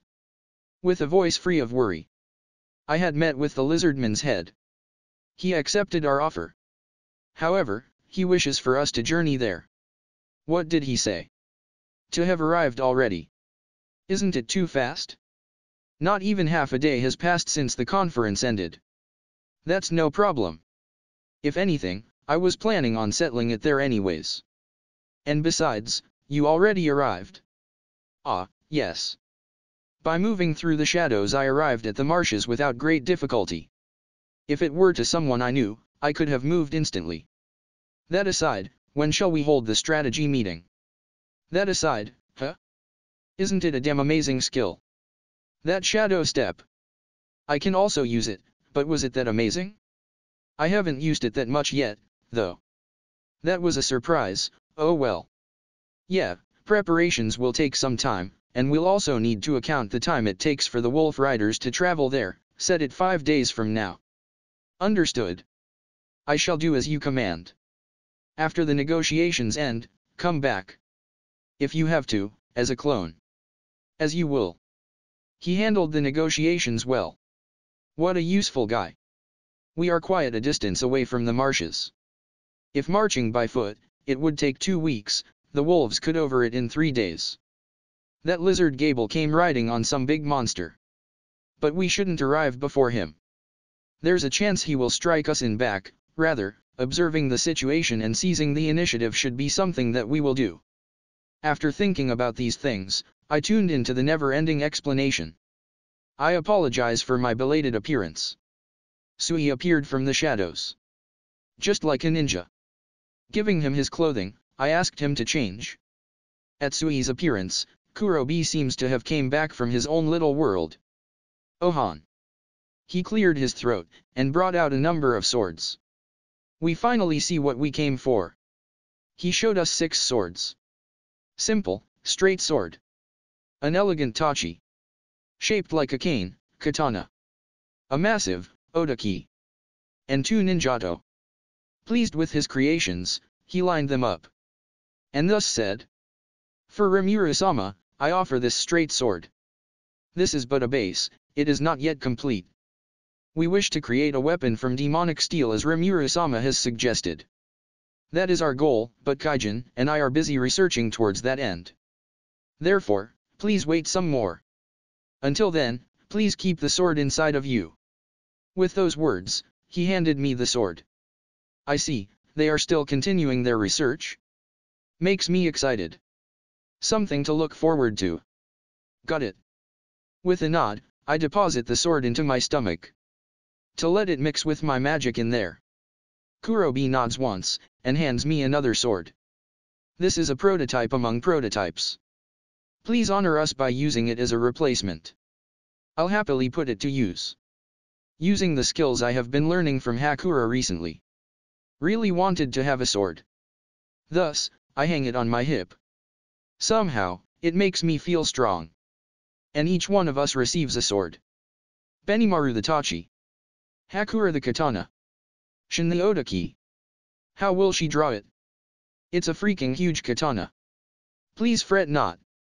The scabbard is made from magical energy, it will disappear when you wish. Is what he said. It looks so heavy that a normal person couldn't use it, even Kaijin would be hard to wield it. The dwarfs also have some bizarre strength, but can barely lift it with both hands. Shin, however, holds it easily with one hand. Sui came back after changing and took the 2 ninjato. A 2-sword style, huh. Somehow it fits him. After we had taken our weapons, Garm stopped by. He had finished Oni's armor. Seems like he was running out of iron so. Thus, he was unable to create full plate armor. Instead, he made it out of monsters' materials, scale mail. Much like the one they had given to the adventurer Cabal before. This too seems to have been affected by my magical energy. Created partially from the demonic steel I had, it is considerably strong than that test product. To me, however, he gave dark leather guards. And thus, we finished preparing our equipment. The following day. The goblins have finished their preparations. With 1 week's worth of provision, they wait for us. Next comes the decisive battle. Only bring enough food to get there and back. If we burden the troops with too much, we'll lose speed. Mobility is everything, if we fail, we must run. I had thought preparing provisions would take 2 days, but seeing how they were ready already, we managed to finish early. Well, though I said 5 days, there should be no problem with coming early. The enemy is the Orc Lord. Now, advance. I simply declared. If we lose, then that's that. We proceed as fate allows. The simpler the goal the better. To my declaration the troops responded with a battle cry. A shout capable of shattering the enemy's hearts filled the forest. The goblins atop of the wolves are the main force. Though there are many new members among them, the goblins that ride the storm wolves are the elite among them. Morale is high. And having thus seen their spirit, my own worries were dispelled. We shall win. Enjoying this too much is probably bad. However, riding into battle while imagining defeat is also no good. Riding towards the marshes, towards war, we thus set off. If you find any errors, broken links, non-standard content, etc., please let us know so we can fix it as soon as possible. Tensei Shitara Slime Taken, WN. Chapter 36, Participation in the War. Participation in the War. 3 days have passed since we departed. We had been able to reach the marshes. Since we couldn't replenish our water reserves along the way, I had used the water from my stomach, but it seems to also have filled everyone with power. Come to think of, since it constantly flows within my magic power, this just may be the water's acquired effect. When departing we focused on minimizing luggage to maximize speed. Thanks to that, we were able to arrive sooner than expected. Before we continue our advance we must confirm the current situation. The meeting with the lizardman's chief is scheduled for tomorrow, and we have yet to have any cause for concern. Thus, I ordered everyone to stand by and take a break. Tension filled the air. Now, for the reconnaissance. Rimuru-sama, I shall go. Sui immediately offered. He was not wearing any armor. Instead, he was wearing a chainmail woven from my steel thread. No questions about it, it was built for agility. According to him, I won't be hit, so there's no need. Such were the smug and brisk words of this handsome guy. I see. I somehow managed to reply. This time too, I can entrust this mission to him with confidence. Okay then, Sui. Go, confirm the situations for me. If possible, go check how good the ability of the pig boss is. Saying so, I sent him out. Surely, he will discover many interesting things with his exceedingly high ability. Rimuru-sama, would you mind if we rampage as we liked this time? Benimaru had asked. Frankly, since I had no idea about the situation, I couldn't say. Thus. I don't mind, but can you properly withdraw once I order the retreat? So I say. Benimaru sported a fearless smile. That signal, I think it would be unnecessary. After all, it will be annihilation. Won't it? Such self-confidence. You too, huh? So I thought. Good men are full of confidence, was it, if we win? Was acting so smug but lost anyways. Were that to happen, the embarrassment would be intolerable. This guy probably doesn't worry about such things, right? Oh well. Don't be careless, okay? So I said, and ended the conversation with a shrug. Shin was entranced, admiring her sword. Soon she would be allowed to rampage as she like. Such a smile appeared on her face. Had she not been so ditzy, she'd be the cool Shin. That girl, entranced with her sword, makes a really dangerous impression. Let's act like we hadn't seen it, shall we? That's the best thing for my mental health. As expected from Hakura, he was calm as usual. Or should I say, as bright and clean as a stainless mirror, truly a dignified presence that comes from a skilled person. However, no opponents to sink my teeth in. He murmured, but my ears didn't not miss it. Seriously, I wonder if all ogre people were this overconfident? They had lost once against the same opponent, so I'd think they would be more wary in this situation. Such worries caused me to let out a sigh. But that my worries were completely unnecessary, was proven almost immediately later. 2 hours later. Would now be acceptable. Confirming the battle formation, I received a telepathic message. What? Did you find something? No, just a single lizardman is running in our direction. What? Do you understand why? Yes, according to the information from the clones, the war has already begun in the marshes, although I had warned them not to act alone. Oh, is the one who leading them the lizardman named Gable? That guy that was pointlessly overconfident. That is likely. What should I do regarding the lizardman? Famu. The war had already begun. But has the outcome been decided yet? Rather, maybe we made it in the nick of time. Need to confirm the state of battle from above.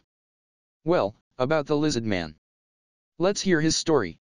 Whether it was the decision of the chief or not, we need to confirm their intentions. As you will. I cut the connection. So, it had begun. I thought that we could enjoy a long-awaited break, but the circumstances seemed to dictate otherwise. So addressing everyone. Listen.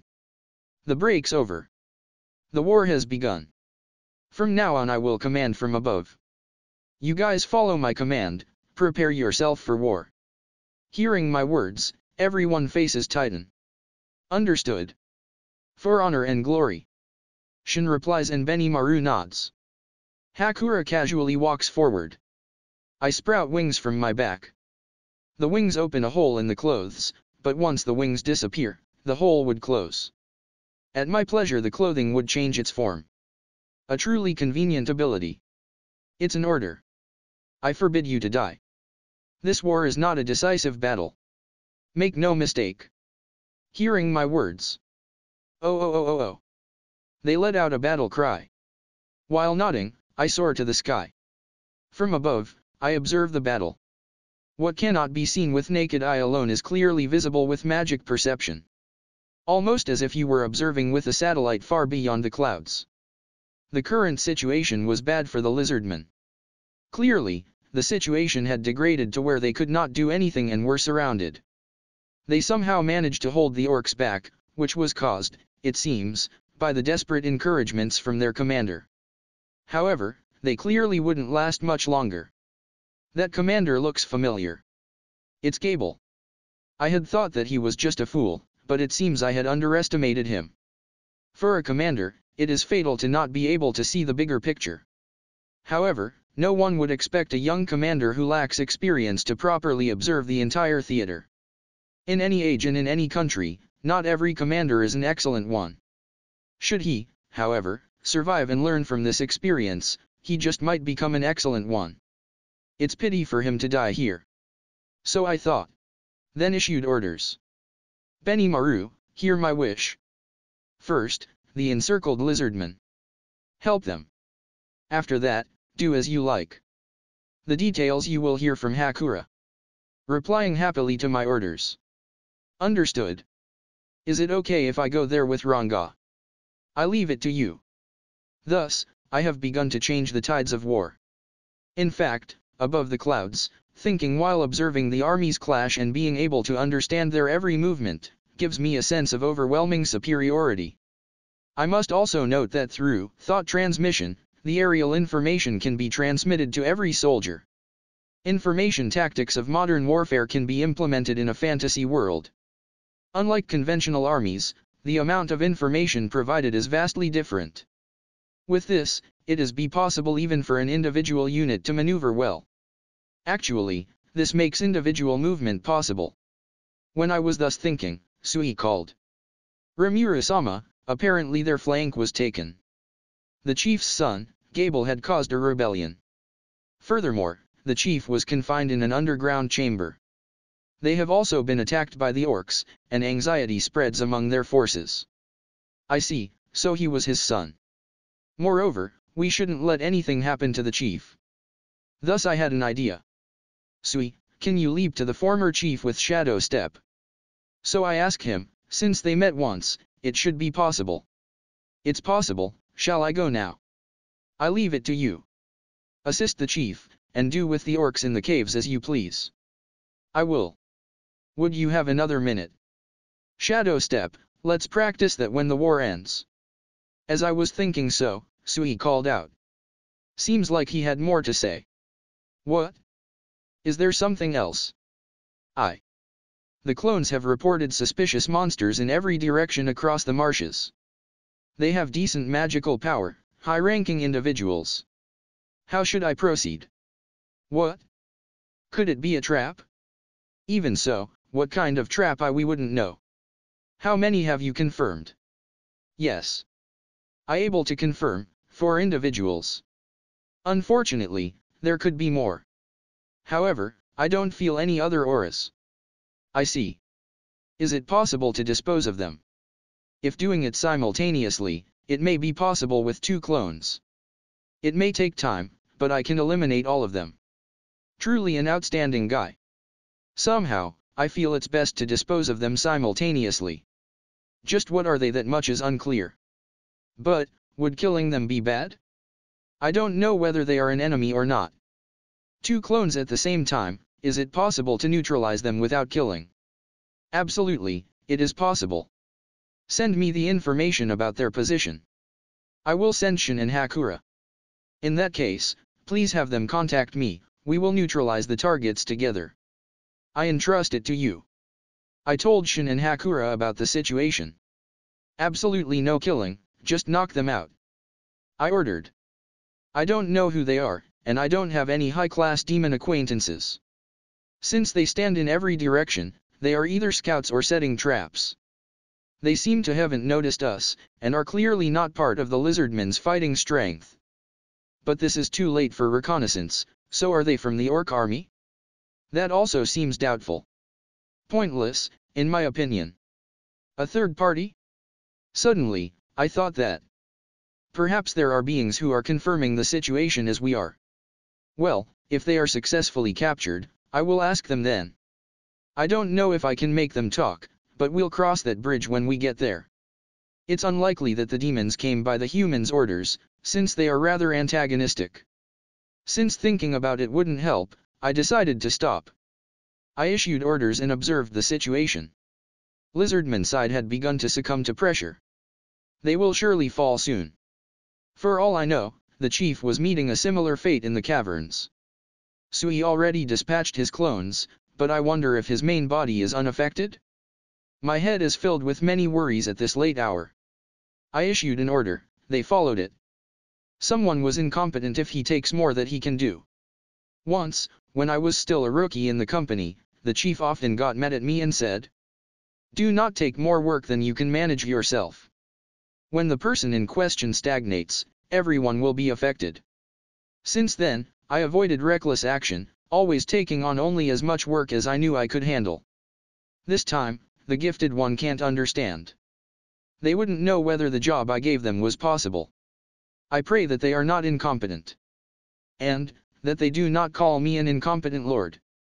For now, I think I'll just continue to observe the situation. If they face trouble, I will immediately send help. Well. After finishing the telepathy, Sui wears a thin smile. He feels he was able to help his lord. For Sui, Benimaru, who is son of the lord, was not his lord. Similar of age, Sui treats him as a rival. Someday, he considered to serve under him, but it was not meant to be. Instead, they began to serve a lord named Rimuru. I am fortunate, he thought. A time of peace had continued for a while. Symbolizing strength, the ogres had no opponent in the forest. Recently, even lesser dragons had not caused any commotions.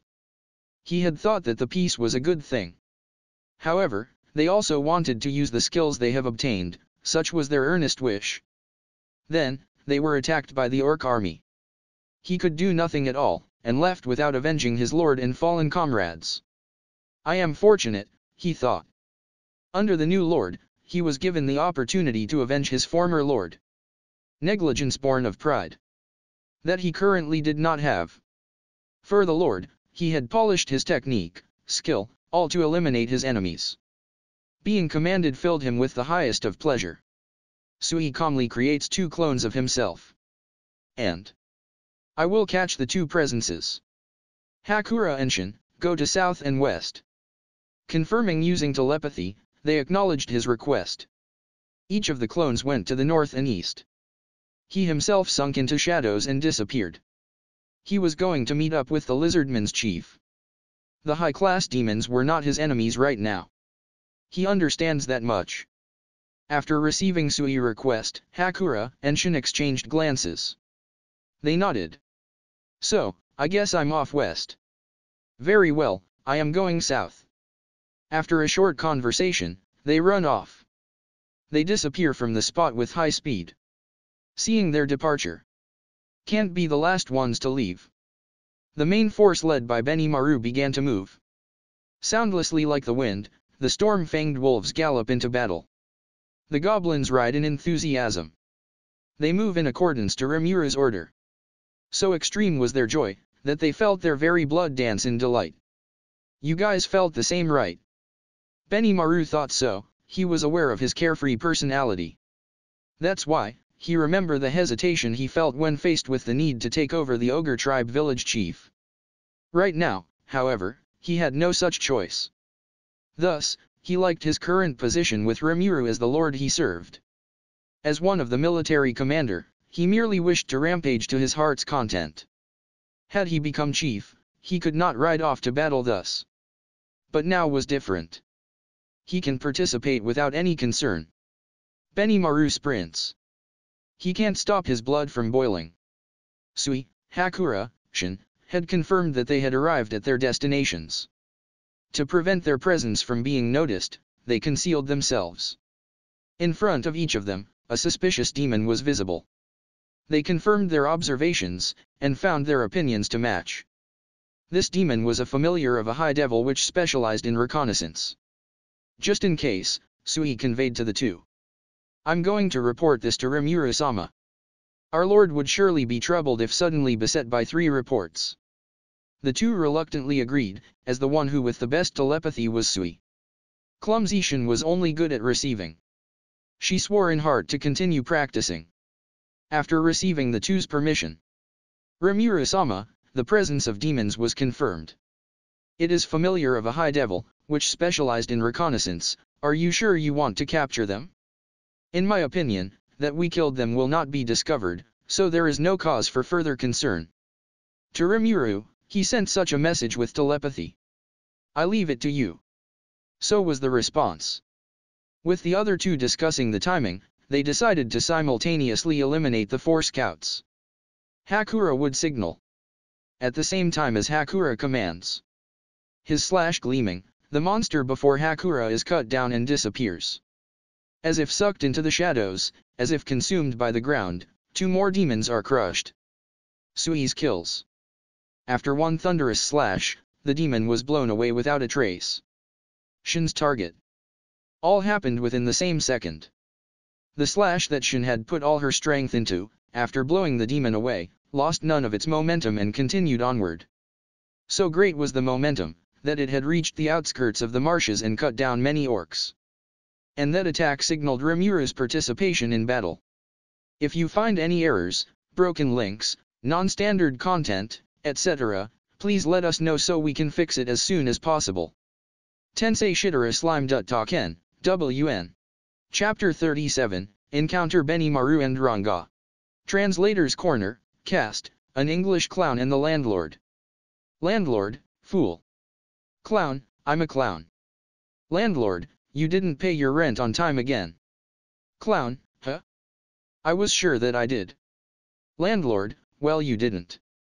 Miss the payment again, and it's eviction time. It's about time you stopped fooling around.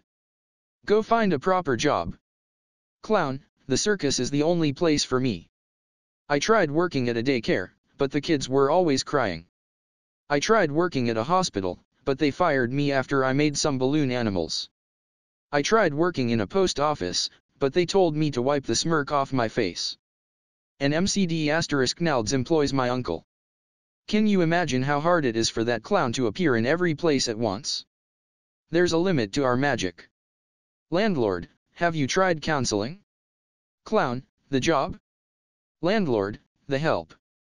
Clown, isn't it a bit unnerving that doctors call what they do practice? Forest Disturbance Arc. Chapter 37, Encounter Benimaru and Ranga. Gable continued the hopeless struggle. The odds were clearly against them.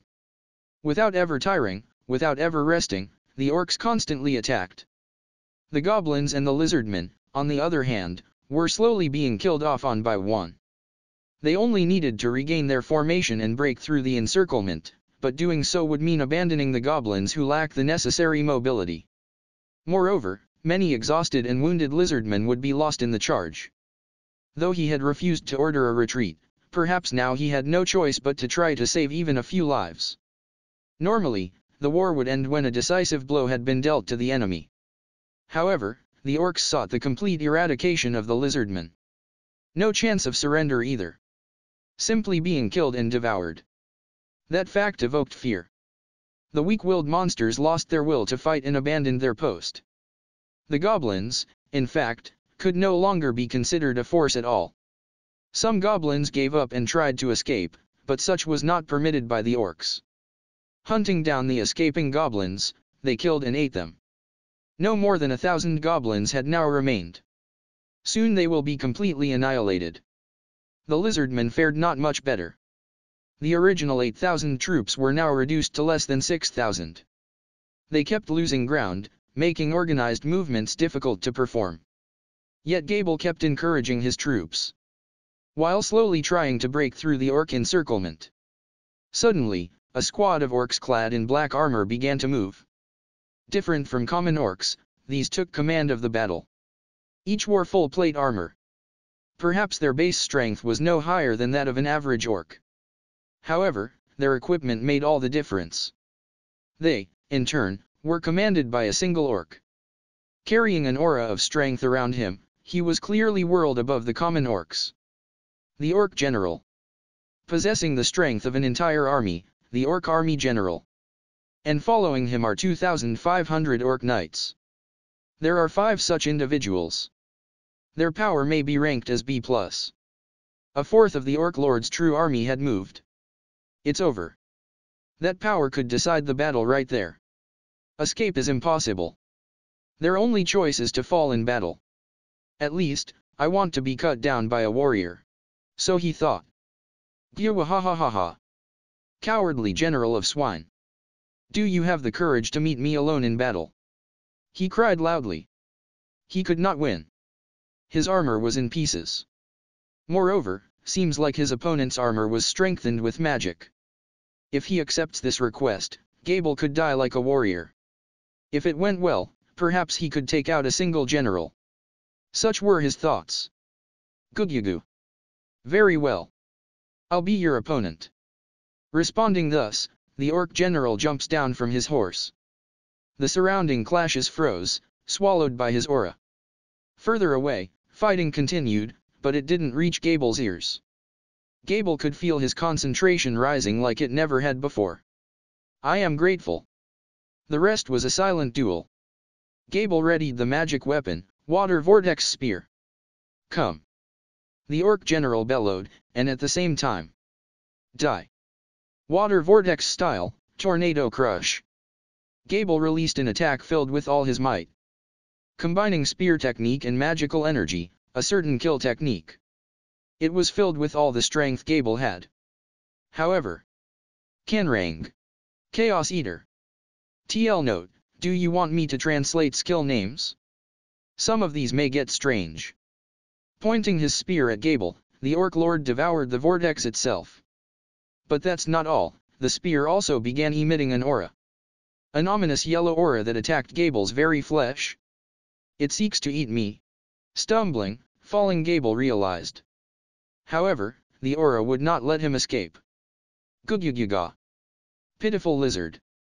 Rolling in dirt suits you. Gable was laughed at by the Orc General. But he wouldn't give up. If only he could land a single hit. Picking up some dirt, he flung it at the orc. Call it cowardice, but Gable desired the chance to cut him down. However, that attack, too, was in vain, as the yellow aura quickly devoured it. Gable felt the attack directed at him. He was desperate to evade that aura, but knew not how. This far, huh? Gable thought, and closed his eyes. Suddenly, a deafening roar. The previously silent scenery came alive again. That roar assaulted the Orc General, preventing him from landing a finishing blow on Gable. What was that? Even amidst the battle, Gable was confused. By now, the tide began to change. Without any concern for Gable's thoughts, events developed rapidly before him. Shin's strike mowed down many orcs. That became the signal to start the battle. Benimaru was not surprised by the sudden slash that came from behind him. Rather, he only muttered. What the hell she doing, that idiot? Benimaru did not tremble, for better or worse, and the goblin wolf riders were also stoic. Rather, he was merely bitter that he could not draw first blood. However, he finally could go wild. He could bear the earlier grief. Advancing at full speed, they crashed into the orc troops. The orcs were ready to sudden attacks by unidentified individuals, but they simply could not react in time to the speed at which the wolf riders attacked. Brittle. That is how Benimaru had described them. There was no need even for us to go out, the goblins could have managed this alone. This wasn't fun, so he thought. All troops stop. He ordered. To give up the momentum they had built up would normally be unthinkable. Moreover, for a unit specializing a speed such would be unnecessary. But the goblin riders, without a question, immediately stopped. Ranga, could you shadow step to the lizardman named Gable? Benimaru asked. Sui's skill, and Ranga's as well. Since it's the same, it should be possible, right? He didn't know, so inquired. It is possible. A simple response. All right. You go on ahead and protect them. I'll stroll over there. What a strange thing he had said. to stroll forward in the middle of a battlefield replete with orcs. Gable's group should have been encircled by many warriors, such that a small number of troops could never break through. And rather than advancing quickly, he decides to walk there? What a bizarre thing to say, one would expect. Understood. And please, take your time getting there. I'm off ahead. With those words, Ranga leaps into a shadow. Benimaru stands firmly on the ground, and slowly prepares himself. Seeing his actions, the orcs were at a loss. Should they attack or not? The goblins thought his appearance magnificent. Well, among them. Go Buddha, Why'd we stop so? Is running ahead bad so? No way, must we walk ahead so? I hate walking so. There was one goblin who had said that, but let's ignore him. Okay Yo, bastards. Yeah, you pigs over there, move. If you do, I'll let you go. Finishing his stretches, Benimaru calls out to an orc in front of him. But not a single orc moved. Don't screw with us. How could you? Then, die. Since they had no intention to retreat, Benimaru decided to step in himself. On his right palm, a black spherical flame appeared. Increasing the diameter of this ball to a meter, he shot it at the orcs. Sensing danger, they tried to run away. But it was far too late. The ever-accelerating round chased them. Its speed was around 600 km per hour, clearly beyond the orcs' abilities. Those struck were immediately engulfed and burned without leaving ashes. However, the terror of the flame was not in this. The ball also absorbed the magical energy of the orcs it struck and used it to fuel its growth. Rather than a ball, it was now a dome with a radius of 100 meters. And in a second, another roar resounded across the battlefield. Well, it wasn't actually that loud, but those that heard it could feel their blood freezing in their veins. Wide area destruction skill. Hell Flare. A skill that Benimaru had acquired. The black dome had disappeared, and left scorched earth behind it. They were supposed to be fighting in the marshes, but the ground was burned into glass. Who could even imagine that terrible heat? It should go without saying, but it is easy to guess what happened to the orcs who got caught in the 5,000 degree fireball. Even their ashes were burned. Only a minute had passed since Benimaru shot the flare. And flashing a wicked smile. Clear the way, swine. He declared again. The orcs were panicked out of fear. Though they were under the effect of the starving ones, they should not have even recognized the emotion called fear. However, that one attack awakened that terrible feeling. For no matter how much they struggled, they could not escape. An overpowering strength that they could not even imagine. Only forbidden spells could match such awesome might. They had no way to counter the skill, and even if they attempted to grow stronger by feeding, the corpses were burned to a crisp. He was truly a high demon far beyond their reach. And thus they feared. The panicking orcs began to disperse. Soon, they could barely maintain order. Seeing them act like this, Benimaru quietly walked ahead. To him, the orcs ahead were naught but a hindrance. Gable was ready for death, but, strangely, he didn't feel the blow other than the one that hit him in the side. Feeling that something was amiss, he fearfully opened his eyes. What he saw before him was a black wolf. One that he had seen before. Right. The body double of the leader of the Fang Wolves. Oh. Body double Dono, have you come to offer assistance? He asked without thinking. What had happened, Gable did not know, nor did he have the strength to look around. Flustered, he finally looked around. Somewhere in the distance, some commotion was occurring. And to Gable. I am not a Fang Wolf, nor a body double. Reverberating from the depth of his stomach, Ranga said in a low voice. And having zero interest in Gable, he stared at the Orc General. They stared at each other. Orc General himself was confused. Suddenly a monster of great power had appeared. He felt power oozing from the beast's body. And moreover, from the direction the beast had come, he could feel terrifying magical energy. Some great misfortune happened there. So the Orc General felt. But being clueless to this all. What a revelation. Then, if you are not a Fang Wolf, would you be the leader of the Black Wolves? Gable asked, surprised. Surprised that Gable had not recognized him for who he is. Ranga declared with a sigh. Would you shut up for a minute? I am Ranga, the one who serves Rimuru-sama. And to the orc. Swine, if you retreat, I shall not chase, if you attack, I shall not forgive. Ranga barked. The orc soldiers trembled, but not of fear. Their general by their side, the effect of starving ones was strengthened.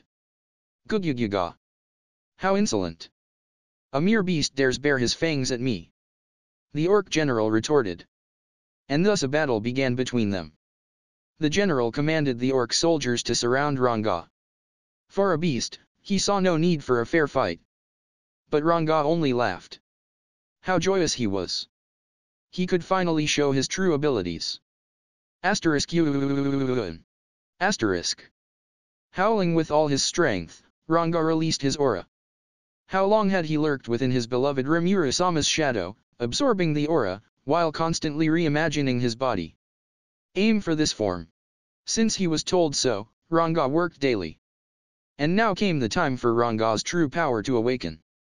Power gushed forth from his body. His muscles bulged, his claws hardened, his fangs sharpened. And 2 horns appeared atop his head. That appearance was just like that of his lord. Thus Ranga evolved into Tempest Storm Wolf. Ranga glanced at the orc general. And he knew, he was no threat. To get a feel for his power, and to prove his intuition, he moved. Ranga felt the flow of power, and directed magical energy into his horns. After observing Ranga's transformation, Orc General sensed danger. Go! He wanted to scream the order. Flash, and a roar. Many lightning pillars appeared, connecting the heavens and the earth. And a winding water spout. It was a skill that Ranga acquired, Death Storm. A wider area skill than the Black Lightning. In a second, the Orc General was vaporized, and the surrounding orcs fell to the ongoing storm. After the storm had passed, no orcs remained in the vicinity. Wide area skill Death Storm held truly terrifying power. Ranga observed this situation. There were no casualties among the lizardmen, and he had used it with the largest possible range. As expected, a lot of energy was used to fuel this skill, but Ranga could still continue fighting. Having confirmed mastery over this skill. Asterisk. A roar of victory. Looking down at his feet, he saw a fainted Gable. However, that was none of his concern. He was ordered to protect the lizardmen, and having them faint posed no problem. Perhaps now that stupid lizard would fix his misconceptions. Thinking that, Ranga sat down. Far away, he could see Benimaru slowly walking towards them. If you find any errors, broken links, non-standard content, etc., please let us know so we can fix it as soon as possible. Tensei Shitara Slime Ken, WN. Chapter 38, Devil Gel Muto. Devil Gel Muto. A wide conference room. The room were shrouded in silence. Several shadows of men and women were sitting surrounding the large round meeting table. A large crystal sphere was nested in the middle of the table. From the lowest position seat near the entrance of the room, a man was casting some kind of spell towards this sphere. The man dressed as a clown. His name is Gelmuto. He is the one who was entrusted with this meeting, and also the person responsible for certain project. The project that he had worked for many years, and that project is to give birth to a new demon lord. For the sake of his own ambition, the project must not end in failure. And then, it was finally the last day of the project. He succeeded in inviting the 4 whimsical demon lord. It has to succeed at all cost. It's impossible to make the demon lord move with money. You would need things that attract their interest, like a prey or a hard-to-obtain magic tool, artifacts. Anyway, it was necessary to pay a very valuable compensation. This time, Gelmuto succeeded in making the 4 demon lord move. In other words, the compensation he paid was enough. When the time comes for the birth of a new demon lord, the other demon lord would not stay silent. If a fool freely calling himself a demon lord, he or she would be killed because they invoked the demon lord's wrath. Moreover, if there was such person that managed to turn the table against an infuriated demon lord, Such person, if they had the ability, they would be recognized as a demon lord. These past several hundred of years, there was no birth of demon lord with such ability. The last-born demon lord, the human demon lord Leon Cromwell. With his overwhelming magical power he increased the number of demonic person, that he controlled. He claimed himself as the demon lord of the frontier. One of the demon lord, which was furious with him, the magic king, curse lord, had waged war against him. But he was slain by Leon instead. He was also defeated by Leon's own hands. In response to the situation, the other demon lord recognized him as a new demon lord. But, demon lord with such ability was not a common occurrence. Therefore, to claim a stranger as a demon lord, it was necessary to get the support of at least 3 or more demon lord. If you messed with the new demon lord, the supporting demon lord will become opponents at the same time. That is what to be expected. And following such procedures for the sake of the birth of the new demon lord, Gelmudo become fired up because of his ambition. This time, to make the orc lord as demon lord would require one more step. For the bored demon lord, he prepares the stage for the birth of the demon lord as a spectacle. It was for them to have fun, which was one of the conditions for the support. Of course, it's not just that, he would also give them magic equipment, magic item, and magic tool, artifacts. For Gelmudo this was a gamble of a lifetime. The orc lord had to eat the goblins and lizardmen, to evolve as demon lord. Today was the day when it will all end. To become a demon lord and getting the support at the same time, one must devastate a human city. In doing so, it will become the news of the birth of a new demon lord. If such things happened, Gelmudo's ambition will be achieved. With manipulating the orc lord from the shadow, he would be on equal standing with the other demon lords. And yet, there was no reaction from the crystal ball. Gelmudo become impatient. This is bad. He doesn't want to imagine what happened if he offends the demon lord that we're looking forward to the play. It won't projecting. There's nothing that can be done. At that moment, he wondered if he is going to become a minced meat. Even if he's not killed, he might be cursed to become minced meat with only consciousness left. It's no use. I don't want to imagine it anymore. Gelmudo hurriedly cast the spell again, but there are still no reaction from the crystal ball. Because his familiar was killed by Suienko. Hey, what are you doing? A voice colder than ice echoes. The room turns silent. The intimidation was enough to disturb Gelmudo's spell. Gelmudo was panicking with sweat leaking all over. Please wait. I will determine the cause right away. His instinct was saying, if he left it just like this it would be bad. However, creak. A sound of something that were creaking as if it was being squashed was heard. But no sooner than that. Bam! On the right side of Gelmudo something big flew past by at high speed. It crashed at the rear door with thunderous sound. One of the demon lord, a petite and beautiful silver-haired girl, lifted and threw the big round table with her left hand. It was without any skill. The desk alone was several % of state budget of a small country. It was a product of art from carved fragrant wood. The heavy door in the back was decorated with elaborate decoration. Now it's just a large hole in the building's wall. You can see it miserably destroyed. Such thing happened.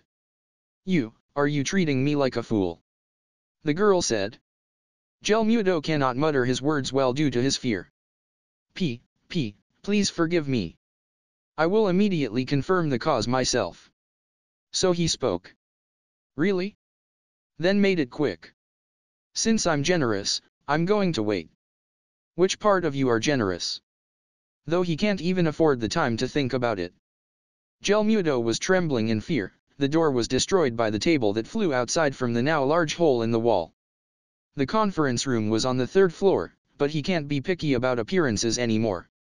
He leaps outside and starts chanting flight movement spell. His ambition has all scattered away. What occupied Gelmudo's thoughts now? He doesn't want to die, only that.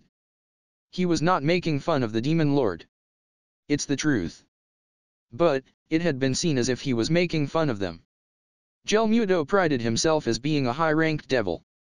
That's why, he thought he was able to put a good fight against one demon lord. But because there was 4 here, he worried that it was necessary to depreciate oneself and praise the listener, so he thought. That's wrong. Demon Lord is Demon Lord, because of that they were feared. Because he afraid of them, he was not a Demon Lord. He knows it, he was being too conceited. To become equal with the Demon Lord, such thing like that were impossible for Gelmudo. He was able to truly understand it.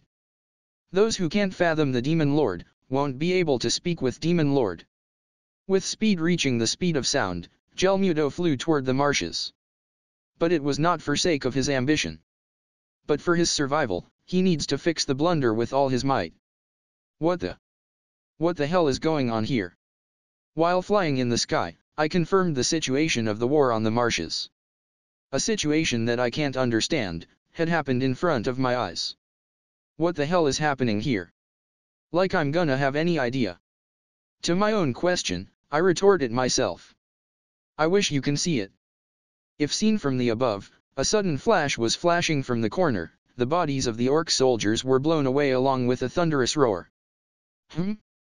When I observed at a certain direction. So loud. A thunderous sound resounded. Looking at it, there is a black sphere, dome, appeared on the battlefield. It disappears after a few seconds, leaving only the scorched ground. The orc soldiers that crowded that place had all been neatly erased. What the h? I was able to understand the situation in that moment, but I feel my heart refused to admit it. Not just that, a raging storm appeared suddenly in one corner of the battlefield. Numerous thunders from the storm struck the orc soldiers, killing and grilled them all. The orc soldiers clad in black armor on that corner. Without any resistance they all turn into cinders by the power of the storm. What the hell is going on? It was his honest thoughts. With only a sword/attack, Shin has mowed down many orc soldiers. The blade of the massive Otaki was emitting lilac lights. It's wrapped in an aura. Every time she swung her sword, flash of purple ran through, slashing and mowing down the orc soldiers. Of course, if someone received the direct attack of the blade they would not able to withstand it and be slashed into two. The range of the blow was about 10 m. An attack that kill all in a straight line. The graceful beauty, sprouting a slight smile, dancing around slashing all. With bottomless stamina, she attack without any interruptions, all the orc soldiers around her cannot come close. It was an overwhelming strength. But however, there are some guys that overshadowing Shin. It was Benimaru and Ranga. First Benimaru, what the hell kind of joke was that previous black sphere, dome? No, I was able to vaguely understand the mechanism after I saw it for a moment. In other words, it was a composite skill of barrier fire manipulation black lightning I have. First, the space is secured with barrier, he accelerate the molecular motion inside with fire manipulation. So it will produce a high temperature. Finally, the magical power inside the space acts as fuel, and the black lighting will turn it into plasma that would burn whatever is inside it. It can be said that the skills had become the composite skill black flame manipulation. I wonder if a degenerated version of the unique skill shapeshifter was passed down to Benimaru. Because I had great sage there won't be any mistake on its judgment. That skill, unlike a nuclear explosion, its characteristic was not causing any damage outside of its radius. The proof was, even if the boundary is released, there was no shock wave that went outside. Range specification can be performed. It seems the purpose for increasing the inside heat synergistic ally was to make the heat inside unbearable. So once confined inside the boundary, there will be no hope for survival. The problem was, I don't feel I want to freely use that kind of extremely dangerous skill. And, one person or one animal. It was Ranga. I was surprised by this guy when he suddenly evolved into Black Storm Star Wolf, Tempest Star Wolf. The skill he used immediately after evolving was something to be astonished. Evidently, if you used the black lighting without any imposing restrictions, the result will be It seemed what used just now was the strongest output, it seems like he can't use it twice. I was surprised that it had devastated the enemy forces on that corner with just one shot. I can unconsciously or consciously put break in my mind, but those guys weren't like that. Because it's dangerous, don't use it, they didn't have such thoughts. The opponents will not hesitate to use such thing. It was the law of the jungle in this world, it was the natural course of action. Maybe the strange one was me. I was hesitating to use it, because I don't want any allies to get any injuries. Living in that world, there was an unspoken rule that powerful weapons cannot be used. There was no meaning for weapons to only be used as deterrent. But, was it really just that? It doesn't make sense to spend money on weapons that can't be used. So, how can money be spent for the development of weapons? Was it going to be used when things going hairy? At the very least, if it was used by a civilian it will be considered evil, then is it considered justice if it's used on the battlefield? On the other side, using weapon to kill was not counted as a crime. And thus, to hold a power that can be used as a deterrent, perhaps showing off a power that used to coerce them, are not a mistake. Since the fighting began, 2 hours has passed. Benimaru shoot off another 4 black spheres, dome-shaped attack. As I expected, it can't be fire rapidly, but it seems it didn't require a large amount of magic power, energy. Ranga only shoot on the first attack. I thought the power was too high. Still, it was an AoE attack. Thus, with just that single attack, it seems to have made the opponents recognize the feeling of fear. All the orc soldiers that were trying to escape were eviscerated by Shin. I renew how I felt, and calmly mobilized the battle progress. It's strange, my feelings were calm.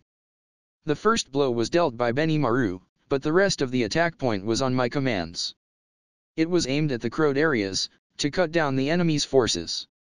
Shin was successful in finishing off her enemy. She continued to strike the place as ordered.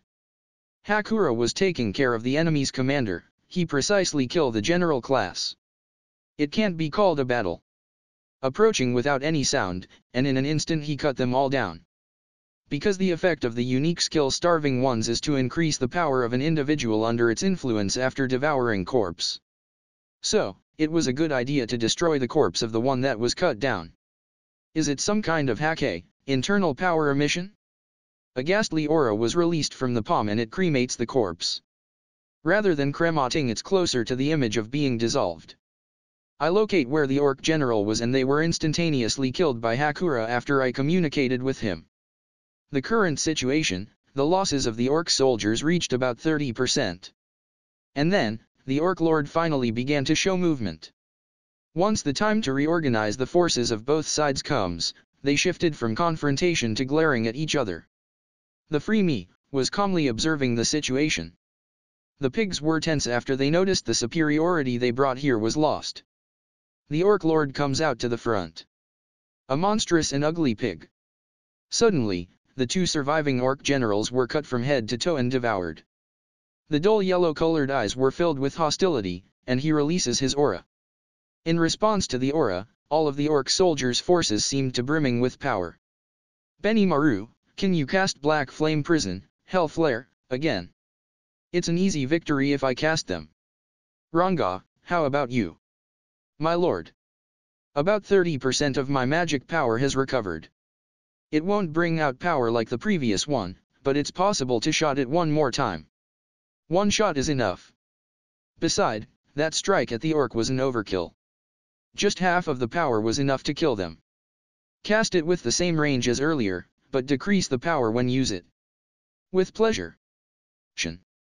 This time I want you to strike the orc lord with a flashy single slash. Yes. I will use all of my power this time. What? Up until now she didn't use her full power? Well. Oh you. Do your best. She was brandishing her Otaki joyfully with full power, or trying to slashing with it. This fellow might be holding a strange strength after all, or so I thought. Hakura. You also want to kill the orc lord? But not this time. Please endure. Understood. You want the young people to blossom. I'll be counting on you. This way, I finish the preparation for the interception. The orc lord was no longer a threat. That fellow ability was still uncompleted. I offer him my prayers. At the time I was thinking that. Kian. A harsh sound was heard. My magic perception had perceived someone that comes flying at supersonic speed from a distance. That person was in the middle of the marshes, and landed in the middle of the 2 confronting armies. I feel a pretty strong aura from the strange men that dressed like a clown. Perhaps, it was a high-ranked devil. I followed after him, and then I landed on the ground. At that moment, both Ranga and Benemura come next to my side. The man that looked like a clown glanced at me. What the heck is all of this? To dare to ruin this Gelmudo-sama plan like this? So he shouted loudly. Gelmudo. The high-ranked devil, the mastermind of this war.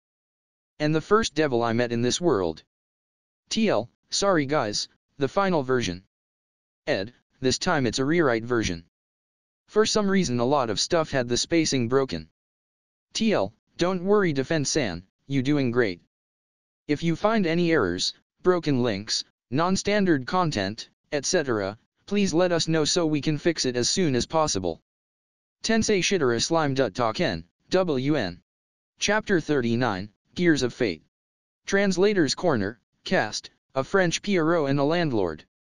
Pierrot, the sun is too bright, it's too hot, why must I be giving up my last penny for the rent? Sigh, why can't we have free housing, hey, landlord? Landlord, what? Come with the rent? Pierrot, yeah. Pig. Landlord, Did you say something? Pierrot, I asked if you wanted to hear a joke. Landlord, I'll raise your rent. Pierrot, we have a contract, you can't do that. Landlord, I'll just get you evicted. Pierrot, what for? Landlord, crappy jokes. Pierrot, they are not crappy. Landlord. Fine. Let me hear it. Pierrot, what do you call 50 landlords drowning at the bottom of a lake? A good start. Landlord.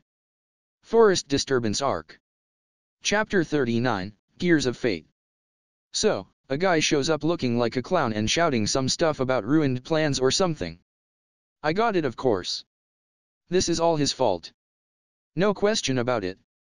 I mean, we didn't even ask him, but he goes and confesses his crimes. Is he an idiot? Acting like some big shot while looking like that. Maybe he's not dressing up like a clown. Maybe he is a clown, so I concluded. From what I gathered, he also led the Orc Lord here. The clown, Gelmudo-san, seems to be very angry. Moreover, he seems to be trembling and greatly flustered, so he's very incoherent. Is he just calcium deficient? I guess devils need vitamins. Then the clown said. What a useless blockhead. It's all because you haven't evolved into a demon lord even after eating the lizards and the ogre trash. Making this great Gelmudo-sama come out all the way out here. What a horrible manner of speech. Waking to these words, Gable called out.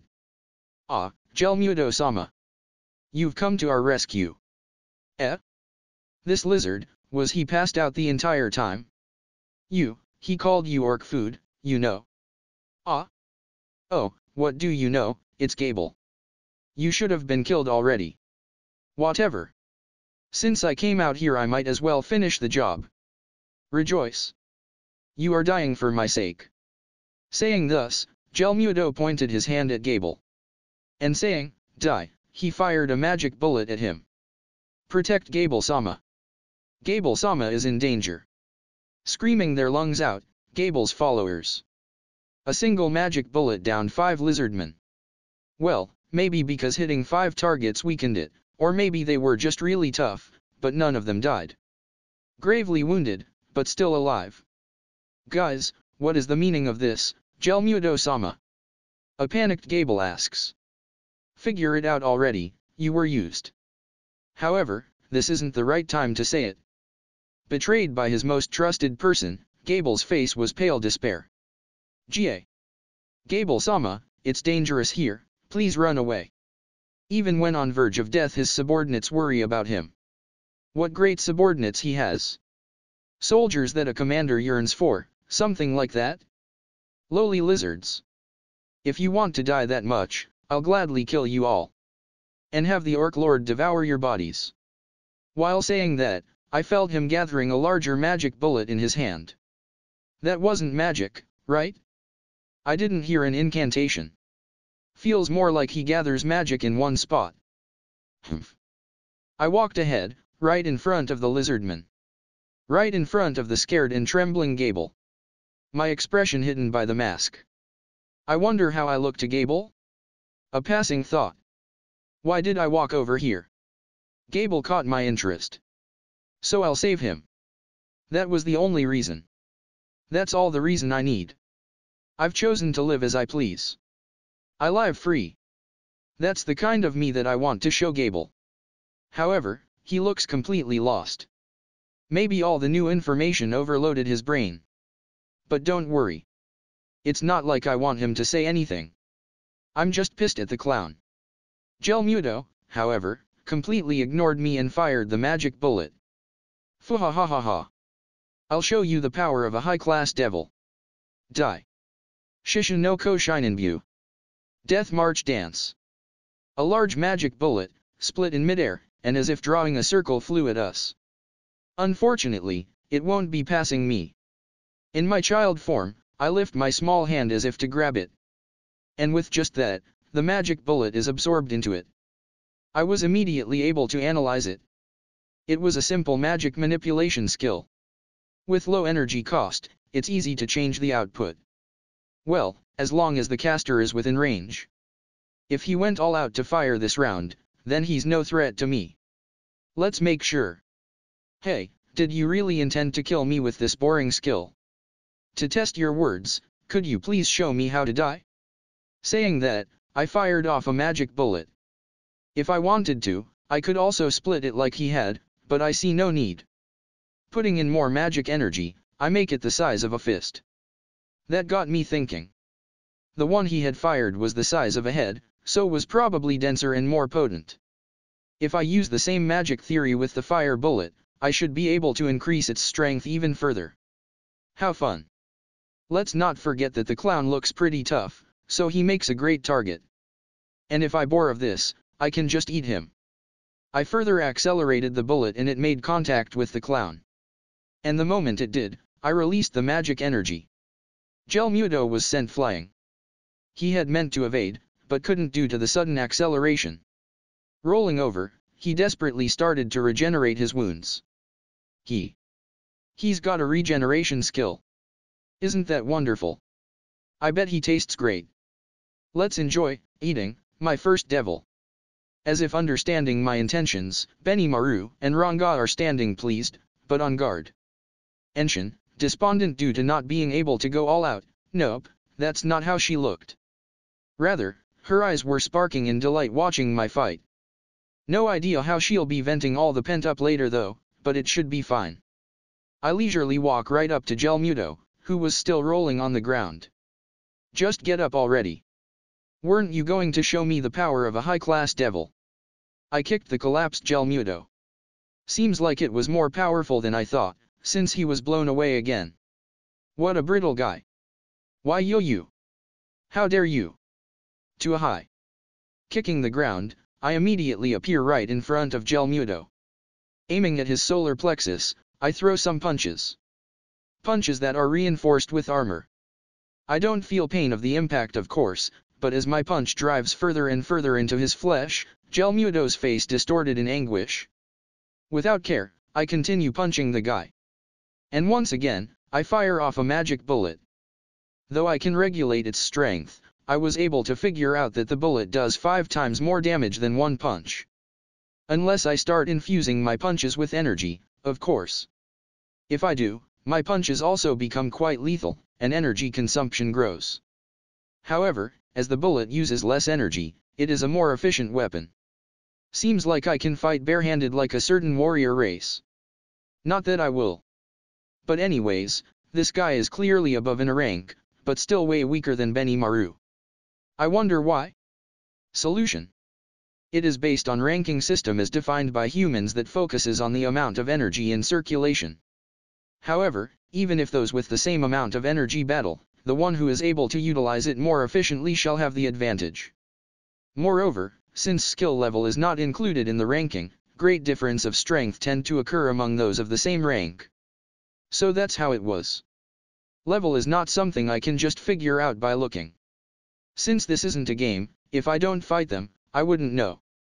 And that's why Hakura, whose skill level was surely high, had obtained that powerful body. Even if you possess a lot of energy, it's meaningless if you can't use it. So right now, I know I cannot possibly lose against either Gelmudo or the Orc Lord. Hey, can't you put on a good show? Or is that clown appearance just for laughs? What kind of skills does he have? I don't feel any threat from him. Rather, it's like I'm asking a shopkeeper to show me his wares. What, you? Why you? Such words, to a high-ranking devil, such, you. I hit him. Can't this guy properly respond when asked? Stop. Please stop. I'm backed by the demon lords. For you to do such a thing. Seems like he's saying something. How annoying. Is he thinking that he'll be able to cry about this to his patrons? And, Demon Lord Leon is, well, my prey. And how are you planning on going back to cry to them? You aren't thinking that I'll let you live, right? Hearing my question, Gelmudo pales and he begins to tremble in fear. That kind of response was surprisingly amusing. As expected of a clown. Gelmudo then used some kind of spell and flew into the air. Seems like he's trying to escape. But, all I could think of looking at that was, that magic looks delicious. I could fly with by sprouting wings, but not at supersonic speeds. This guy, on the other hand, was pretty fast. I want it. And it's not like I was planning on letting him go. I shot him down with a fire bullet. Well, even if it hadn't hit, I had already tied some sticky thread around his foot. Gelmudo fell crashing into the ground. He was so flustered that he didn't even put up a guard. Though I like those that yearn for subordinates, I hate the opposite type of personality. Especially those who'd take advantage of and discard people, for them I show no mercy. But since he possesses various abilities, let's at least munch on him a bit. When I approach. Key. Stay away. You're finished. The demon lords won't forgive you. He blurted out while trying to crawl away. Demon lords, huh? Seems like he knows a lot, and I'd certainly want to question him, but there's a chance of him running away. Probably need to interrogate him before he has a chance to. Even if I eat him, I won't get his knowledge. I can only get my hands on his skills. Though that's also a bit random. Though I can acquire the skills, there being too few of them is one of the flaws, if I can call it that. I approach silently. In utter terror, Gelmudo shoots magic bullets at me while crawling away. Not that they have any effect. I repel them all with my barrier.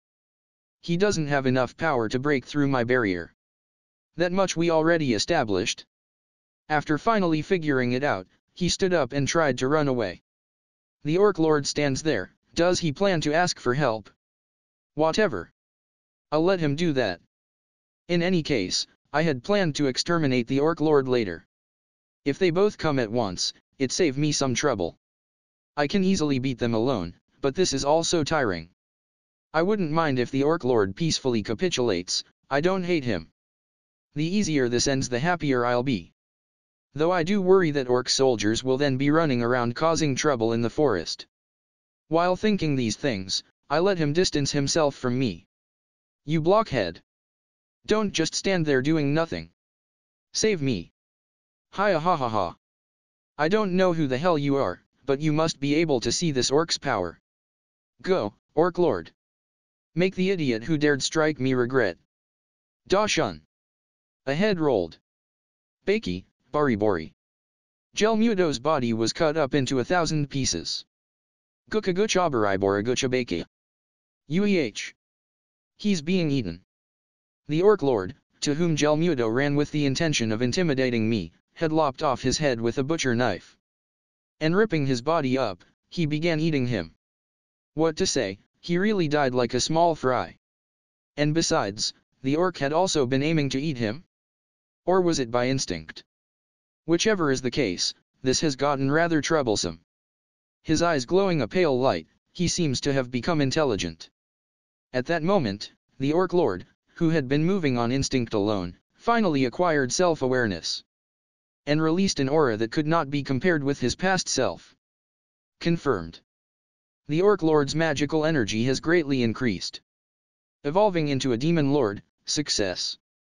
Individual, Orc Lord has evolved into Demon Lord Orc Disaster. I didn't ask about that. I can do without an explanation. Seriously, cut me some slack. Without a care for my thoughts. Fuyayayay, I am the Demon Lord Orc Disaster. The devourer of the world. Call me, Demon Lord Gelmudo. Honor given to my first prey. See. Just cause I got carried away a bit. That's why I should have just killed him already. I cursed. Well, it's too late now. Just like some alien with an M-shaped bald spot, getting carried away and losing. Letting the enemy increase their power only to lose afterwards. Pathetic. I always made fun of him when I read that, but now that I did it myself. Let's remember from now on. Kill them when you can. A golden rule. That aside. What should I do about him? Thinking that, I got a little depressed. The demon lords silently observed the scene. How fun. The girl muttered. Gelmudo hadn't noticed it, but the girl had already made use of his eyes. The moment he looked over at her. After Gelmudo had left, she had his sight projected onto a water sphere she created.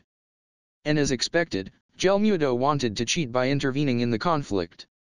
That much earned him death, but the demon lords had not expected a human to do it. A human child wearing a beautiful mask. Moreover, since they were following Gelmudo's vision, they didn't see the surrounding group.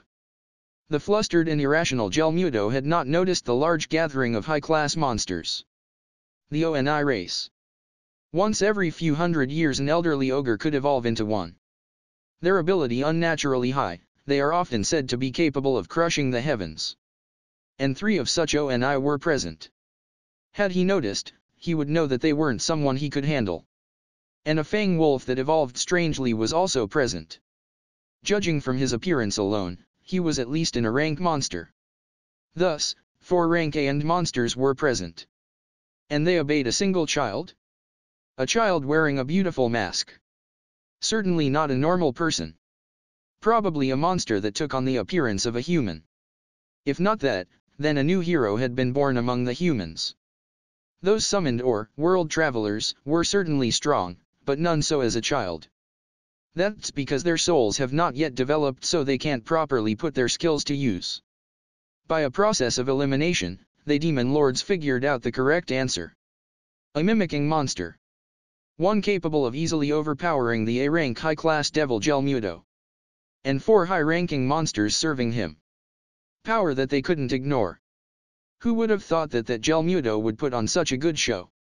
The girl exclaimed happily. Seriously? That monster, should we crush it? Or raise it?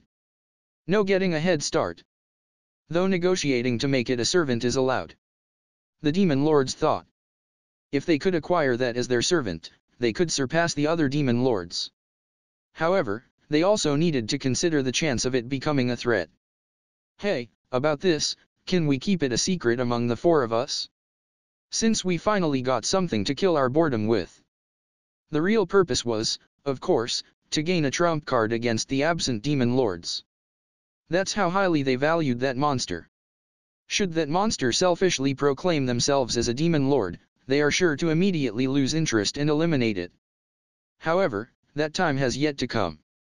The 4 nodded, and thus formed a new coalition. Had the demon lords moved at this time, then Rimura's fate would be very different.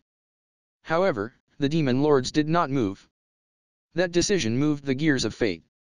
And, pushed this story onto an unalterable route. If you find any errors, broken links, non-standard content, etc., please let us know so we can fix it as soon as possible. Tensei Shitara Slime Taken, WN. Chapter 40, Orc Disaster. Orc Disaster. The chief of the lizardmen had desperately tried to hold back the incoming attack from the orc soldiers. He divided the troops and sends them forth to the 4 passageway, they will be supporting each other. Since the passageway was not really that large, and the fact that only a few can fight, it was a relief.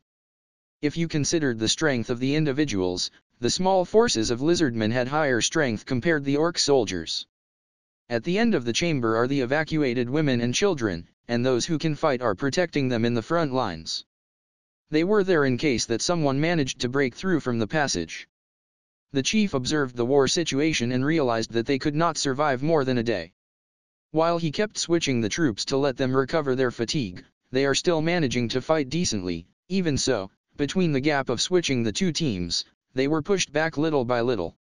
Their current forces was less than 1,200. Even without regrouping, he can see that there were some of the troops that died in battle. Also, another nightmare struck the chief. The orc soldiers began to be shrouded in yellow aura. What is this? Was what he thought, but the answer was given immediately. The combat ability of the individual orc was increasing. While they did not drastically grow stronger, they now posed the ability to win against a lizardman. Until now, the individual ability of lizardmen was able to hold them off, but now that advantage was lost. This is it, the only fate remaining for them is a honorable death. The chief prepared his resolution. Escaping would be useless, struggling any longer would be useless. Even so. Listen. Women and children shall retreat from this place. Guards, gather. You guys shall escort the women and children, keep protecting them to the very end, even if it's just one more person. I will not tolerate anyone who gave up. To obtain the new world, alt, or to see the future, as many people as possible are needed to survive. With all of the dignity he had, he spoke in a loud voice. Chief, are you going to do it? The vice captain of the guards come asking. I know. I won't let the orc do as they pleased. I will show them the strength of lizardmen. Never show your weaknesses. For him, it was the symbol of strength for the lizardmen which bring him hope. Warriors. Prepare yourself to fight to the death against the orc. Do not let a single one of them pass. We will buy the women and children the time they needed to escape. And so, the warriors group becomes inspired. There was no despair in the lizardmen faces. Even if the opponent was stronger, if it possible for the women and children to escape, it's their victory. Their future will not cease. After this, it would be a difficult time for them, but that doesn't mean the end of their species. They raise their voice to dispel their fear. The cave interior was filled with the lizardman war cry and it reverberate with thunderous vibration. Satisfied with the situation, a voice heard from the place where the women and children tried to escape. That's going to be troubling. Chief Dono, the promise was still not fulfilled yet. Weren't you supposed to wait here? Quietly, there stood a man which nobody unawares of. With darkish skin, bluish black hair. Blue eyes, a demon with height 190 centimeters. Once, he and the demon had met, which he identified himself as Sui. Have they arrived? No, the alliance was not formed yet. But Sui Dono. Have they arrived? But, we did not follow your advice, we have been disrespectful. Advice? What you talking about? Such thing does not matter at all. All of you please stay in this place. The promise is tomorrow. Tomorrow, my lord wished to come here personally. The promise for alliance, he doesn't know if it can protect them. But, however, we cannot stay here, the orcs are here. Hearing the words, Sui glanced at the passages with the noisy orc soldiers. He looked at them as if he was looking at trash. Those guys' noisy stomach certainly can't calm down. Very well. I suppose I have to clean them up first. Please wait here for a moment. After he said that, he started to calmly walk towards them. Is it illusion? It looks as if Sui's body start blurring and overlapping. No. It has divided into 4 clones. Each of them went into the passage. They reached the place where the lizardmen were devoting themselves to defense. Substitute. Saying that word. The 4 clones in each passage were facing the orc soldiers. Then the lizardmen that were there saw the incredible spectacle. The orcs, who have tormenting us as if hungry ghosts from hell, could not break through Sui's stoic defense. At each passage stand a single person. Miseta Iazanjin. Beheading formation of restraining string. It was a slaughter dance of glittering string. Steel thread spreading around the passage instantly, and it moved freely according to Sui's command. As soon as he executes the technique in the passage, the orc soldier's body was cut down. For those who come to invade, they think it will be a massacre without any resistance. It was unfortunate for those orc soldiers. At each and every passage, every one of them got killed by the skill that Sui's clones used. Without their sense of self, only following simple order, therefore they cannot feel fear. One by one, they march forward as if to let themselves be trapped in the stretched spider thread. However, this thread is a terrible trap that instantly reap life itself. They happily devoured the corpse that has been chopped to pieces, continuing their advance, and get killed. The scene repeated endlessly, the lizardmen can't let out any sounds. The battlefield with structure like labyrinth is a stage for Sui. The spread sharp trap had many varieties, he can change it according to the situation. This time, Sui focused his interest in elimination of the orc soldiers. He didn't show any mercy, he carried out the slaughter without even batting an eyelids. The lizardmen didn't let any sound in astonishment. After witnessing the strength from a different dimension, it's become the embodiment of fear. Overwhelming and surpassing them all, it was the figure of the strong. The situation has changed, 2 hours has passed since then. Until now, the orc soldiers that had come to invade were easily killed and they suddenly begun to withdraw. Has something occurred that it changed the war situation? Sui intuitively think. The amount of clones that he can use at the same time is 6. Because the first 2 clones went out, only 4 clones left to protect the chamber. The main body was lurking in the shadow while controlling the clones. Everything is all right now. He decides to entrust the rest to his clones. Sui's main body begun to move without anyone noticing. He returned back to his lord's side, Rimuru. The demon lord orc disaster had identifies himself as a demon lord. Moreover, the name was someone else's. Or in this case, it would be correct if I say that hastily it. The demon lord orc disaster fulfilled Gelmudo's ambition to become a demon lord, but it just that. The one who really desired to become demon lord was Gelmudo.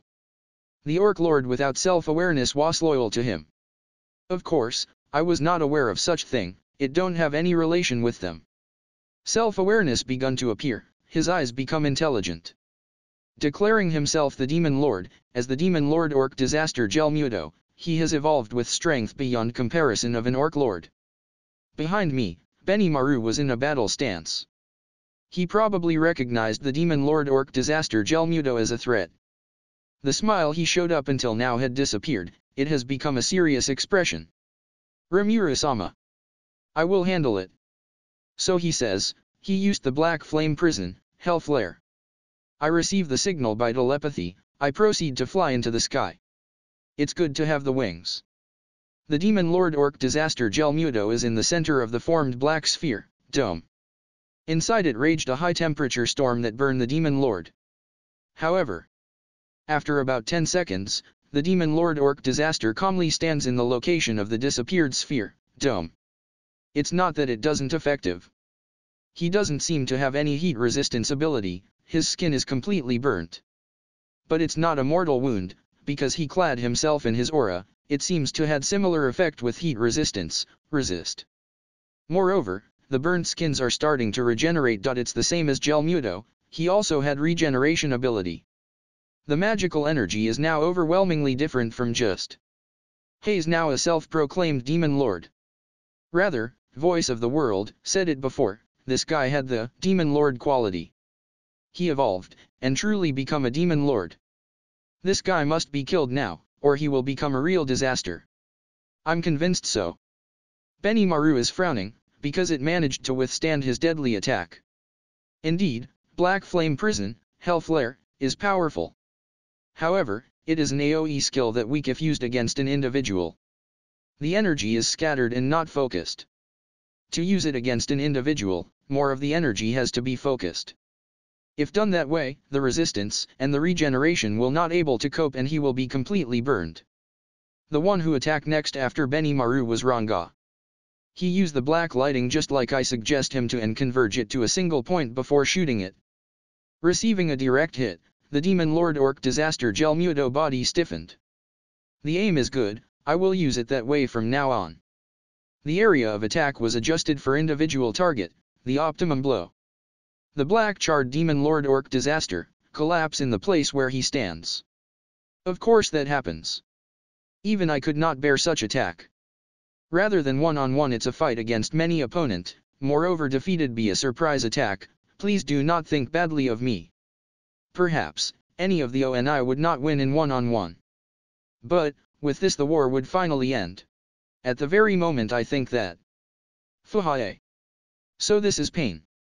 I even saw a glimpse of death. But, it not enough to make the great me perish. Even though he is carbonized and seemed dead, the demon lord orc disaster rises up. If you look at him, he pulls and torn his arm and eats it. The demon lord orc disaster then ran to the orc soldiers. He casually kills the orc soldiers and eats them. What a guy. Each time he eat, his carbonized skin peel off and a brand new skin appear. Also, the arm that he torn off has regrown. Really, what a tremendous regeneration ability. Are you kidding me? Ranga murmured involuntary. It goes beyond a ridiculous monster, it's way beyond reality. It seems Ranga's energy was empty after using that attack. He sat down and stops moving. I wonder if he is entering the low activity state. It can't be helped. Energy consumption of black lighting was enormous. With this, he will not able to use it anymore. A single flash. Unnoticed, Shin swung her Otaki, she did a single slash. The slash that she had put all her strength into. The demon lord orc disaster stops the slash with the butcher knife meat crusher in his hand. The slash didn't connect. He takes some damage from the blow. But it's not serious. This filthy pig is a demon lord? Stop being so conceited. She shout, and once again she clad her Otaki with her aura, she raise her sword over her head and then swings it down. The demon lord orc disaster stood to his feet while staggering, this time he hold the butcher knife meat crusher with both hands. The sword and the knife clash, resulting in fierce sparks. The demon lord orc disaster won the pushing contest. His physical strength surpassed even Shin's, the one who has ridiculous strength and Herculean strength. It seems his physical abilities is strengthened to an overwhelming level. I heave a sigh at that. Shin was sent flying. The demon lord orc disaster tried to finish Shin off. Perceiving the danger, Shin covered her body with her aura. But it seems she received considerable damage from that attack. Her face filled with frustration, it seems it will take some time until she is able to move again. Without noise, standing behind the demon lord orc disaster is a person, a samurai in his prime. Hakura. Even I, observing from the sky, can recognize the speed of the slash, it will hit. It can't be stopped, it's also impossible to avoid it. The sword slashes through the body of demon lord orc disaster, cutting him into two separate pieces, the head fall. With this he should be dead. So I thought. Yet. The separated body parts connected by a yellow aura that coiling into them like a tentacles. Then it bent down, picking up the head that fell down, and fixed the head back to the original location. It looks like a sight from a horror movie, everyone lost their words. Hakura also opened his eyes in surprise. I'm convinced now. The demon lord orc disaster most formidable ability is his tremendous regeneration ability. Up until now, it doesn't have variety of resistance. However, the problem is his recovery power. Also, added with his resistance, it would be impossible to kill him.